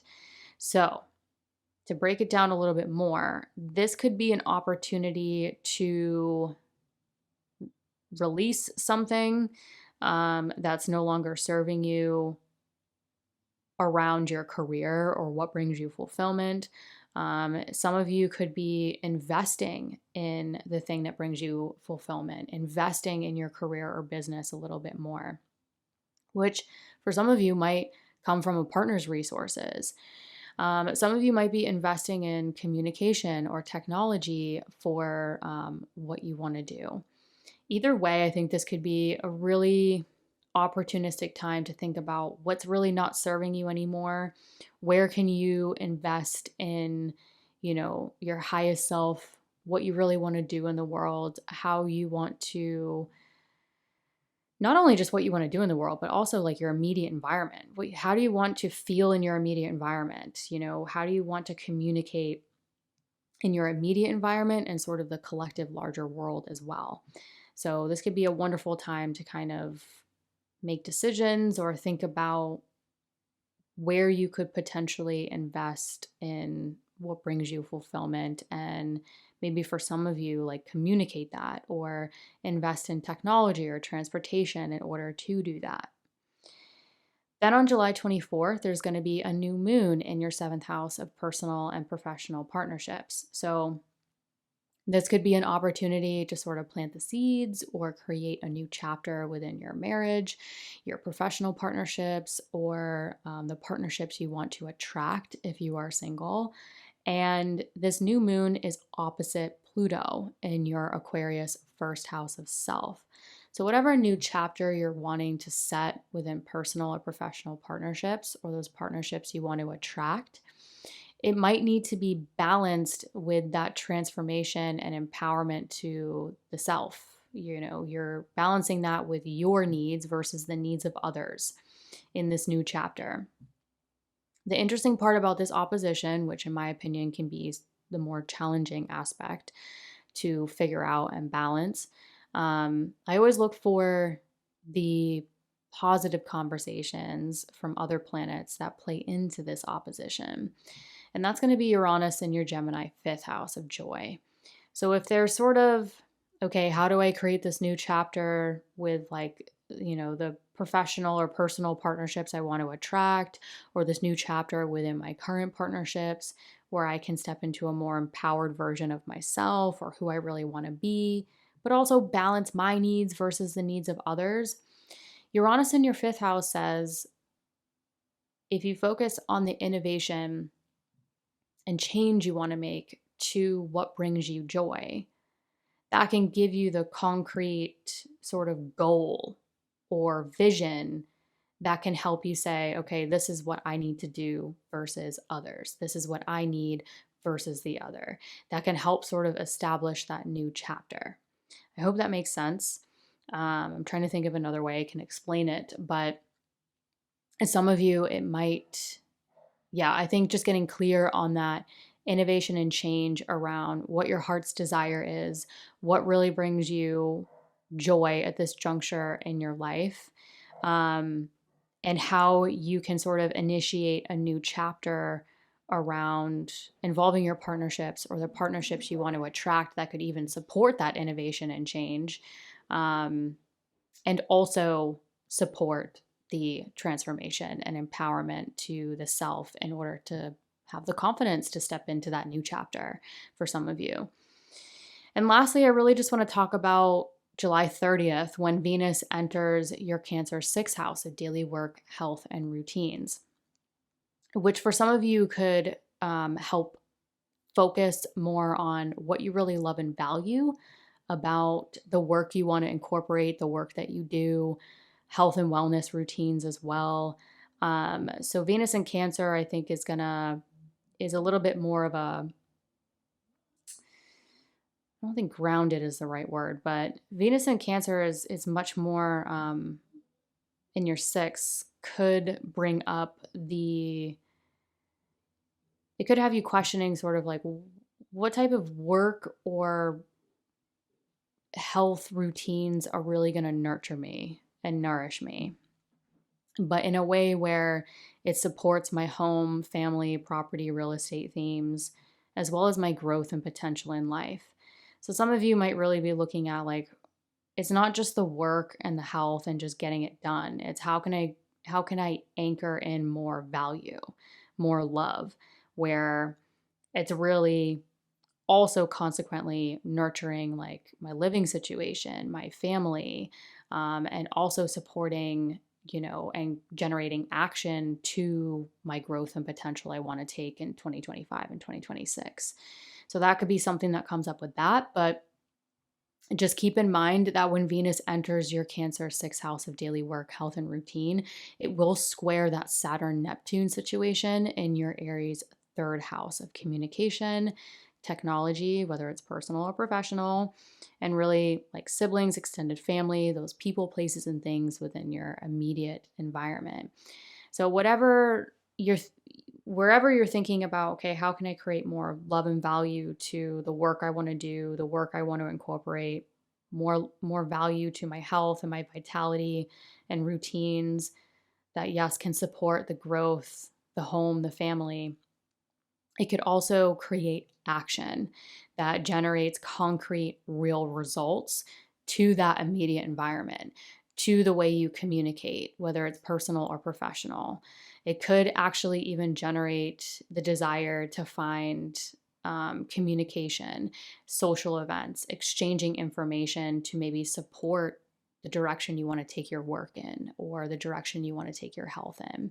So look for ways where it could literally, like, you could take action within your immediate environment to maybe support or open up your routines for more of the things that you want to do, or open up your routines for more of that health or vitality that you may want to focus on and create more value with in your lives. The last thing I will say is just keep in mind that at this juncture, Saturn and Neptune will be retrograde. So whatever action you are taking at the end of July into August regarding these themes, it could have a totally new feel, a totally new perspective. And with Neptune retrograde, it could have an entirely new reality that you haven't quite seen yet. Hello, Pisces risings. So July 4th, we have Venus entering your Gemini fourth house of home, family, property, and real estate.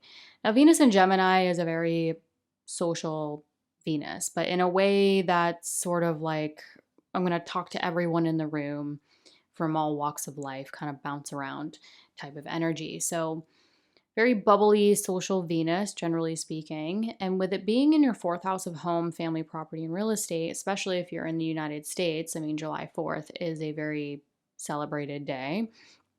This could be a time where you're literally socializing within your own home. You're having people over, you're celebrating with family. But no matter where you are in the world, Venus entering your Gemini fourth house could really start to have you seek more connections with your family, socialize with people you live with or family. Venus does rule your third house of communication, those people, places, and things within your immediate environment. So you could be communicating more with family, people feel like family, people you live with, just having a more sociable energy within the home. Venus also rules that Libra 8th house. So there is some opportunity here throughout July where some of you might be communicating more about relationships with family or relationships with people you live with to initiate, transformative decisions or transformation through that. So some of you might be seeking, a transformative situation with relationships with family or looking at sort of investing in your relationships with family or people you live with. Or some of you might be looking at investments for property and real estate, or just investing in your home through renovations or redecorations. All in all, I think this will be sort of, a welcomed energy that can be constructive, that generates even concrete, real results to yourself and your partnerships in your life throughout July for some of you. Now, July 7th, Uranus enters your Gemini fourth house. So, Uranus entering your Gemini fourth house of home, family, property, and real estate could really give you a taste over at least the next couple months of the innovation and change you want to make with your living situation, property, real estate, relationships with family. So, Uranus is going to give you a taste over really the next couple months, roughly, to see what this long term transit is going to be like. Uranus is going to be in your Gemini fourth house for many years, but this year it will back up into your Taurus third. So I will keep you updated on sort of that dance between houses. But for now, take in sort of what it feels like. What innovation and change do you want to make to, relationships with your family, people you live with?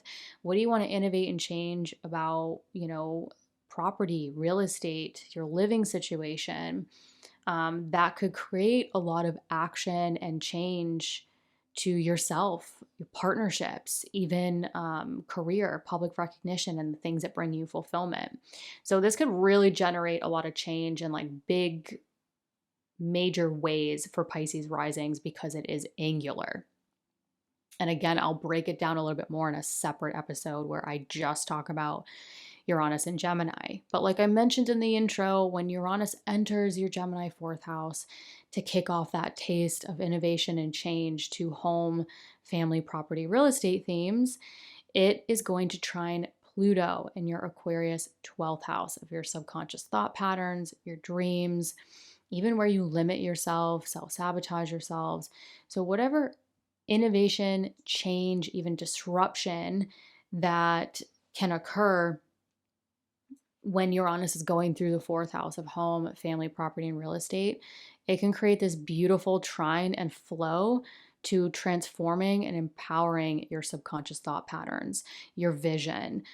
So it's not just the foundation of your chart and thus your life. I think this could have really Uranus's transit through this fourth house, at least for the next couple years, could really have this really profound and powerful empowering and transformational effect on your mental vision board, your thought patterns, and being able to sort of release limiting beliefs and any self-sabotaging thought patterns that prevent you from creating the reality you want in your life. On July 18th, Mercury stations retrograde in your Leo 6th house of daily work, health, and routines. So on a very basic level, I think some of you might start looking at your time management, your routines, your health, your work. So some of you might be looking at sort of your health and work routines and where you can review them, where you can revise them, maybe even improve them. Again, Mercury rules that fourth house of home and family, as well as your seventh house of personal and professional partnerships. So you might be sort of reviewing and revising your work and health routines within partnerships, professional partnerships, your marriage. You might be reviewing and revising your routines at home. How can you revise them? Maybe even improve them a little bit to support your health, to support your work. Regardless, pay attention to Mercury's shadow period, which is going to provide those contextual clues as to what you're probably going to be reviewing and revising specifically. And this is going to be roughly the last week of June through July 17th. So again, last week of June through July 17th is going to be the contextual clue period to pay attention to see what comes up. Maybe it's mental, maybe it's an idea, maybe it's conversation. That could give you the clue as to what you're specifically going to be reviewing and revising, probably around work and health routines and how your living situation or relationships can fully support that. Then on July 20th, Mars in your Virgo 7th house of partnership, again, personal or professional, will be conjunct the South Node. So this could be an opportunity to release something that's no longer serving the partnership. This could be a change in personal or professional partnership that could help support your growth and potential, could also help support your financial situation as well. So look for, like, some of you might be releasing money or to invest in growth and potential. So maybe it's education, maybe it's travel, spirituality, publishing, teaching, anything that you consider growth and potential in your lives. So you could be invested, like spending money on that within a personal or professional partnership, or the personal and professional partnership could be, releasing something within that could help serve your financial situation, or something within the partnership could be helping you financially or helping the growth and potential. Either way, I think this could be a good time to look at those long-term partnerships, the ones you have, the ones you want to attract, and how it plays into your self-worth, your financial future, your growth and potential.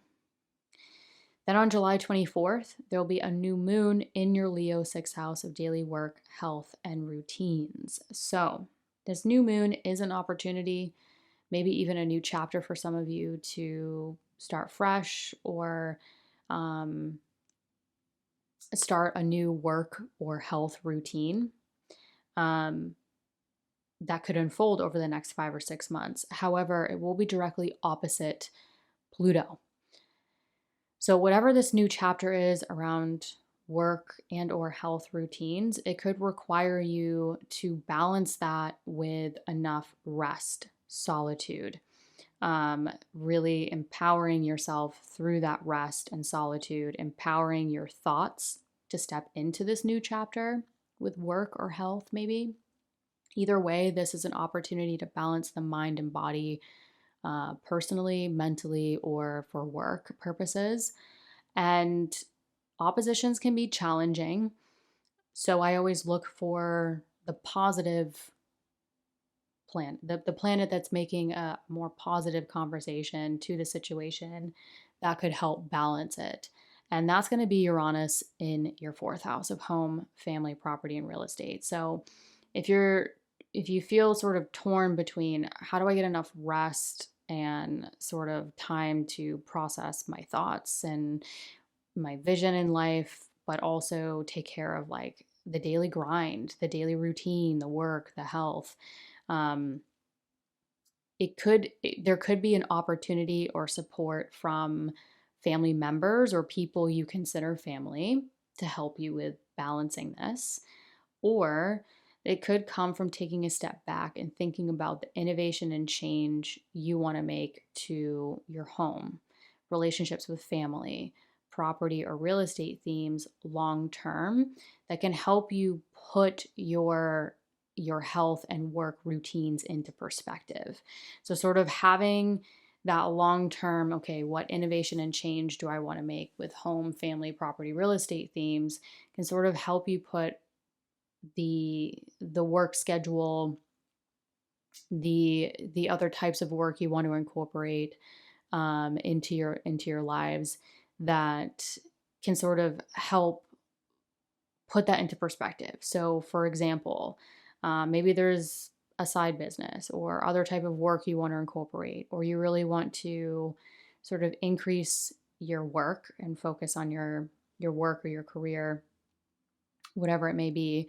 You know, taking a step back to think about the innovation and change you want to make to your living situation or relationships with family that could provide the support to that work, to those routines. So it's almost like an invitation to focus on what do you really desire and want to change foundationally in your life that can help you put that balance between the mind body, right? So if you get clear on what you want to change about your living situation or those foundational things in your life, then it can help you say, okay, well, this is the time I'm going to need. This is the routines I'm going to need. This is like if I have this foundationally and I focus on that, and then it can support my rest, my solitude, my work, my health, my routines, etc. The last thing I want to discuss is July 30th, when Venus enters your Cancer fifth house of joy. Now, this could be creative projects, self-expression, romance, situations with children, if that's applicable to you. So you could start to really maybe valuing more time with your children, valuing more time for your artistry, your creative pursuits, and just this could be a good time to sort of look at where creative self-expression, romance, time with children, really anything that brings you joy can nurture you, can nourish you. Venus will form a trine configuration to your first house of self. So focusing on like what brings you joy, where you can find a little bit more value in that could quite literally support your physical body, feeling good in your physical body. But just keep in mind that when Venus does enter this Cancer fifth house of joy, it will square the Saturn-Neptune situation in your Aries second house of earned income and self-worth.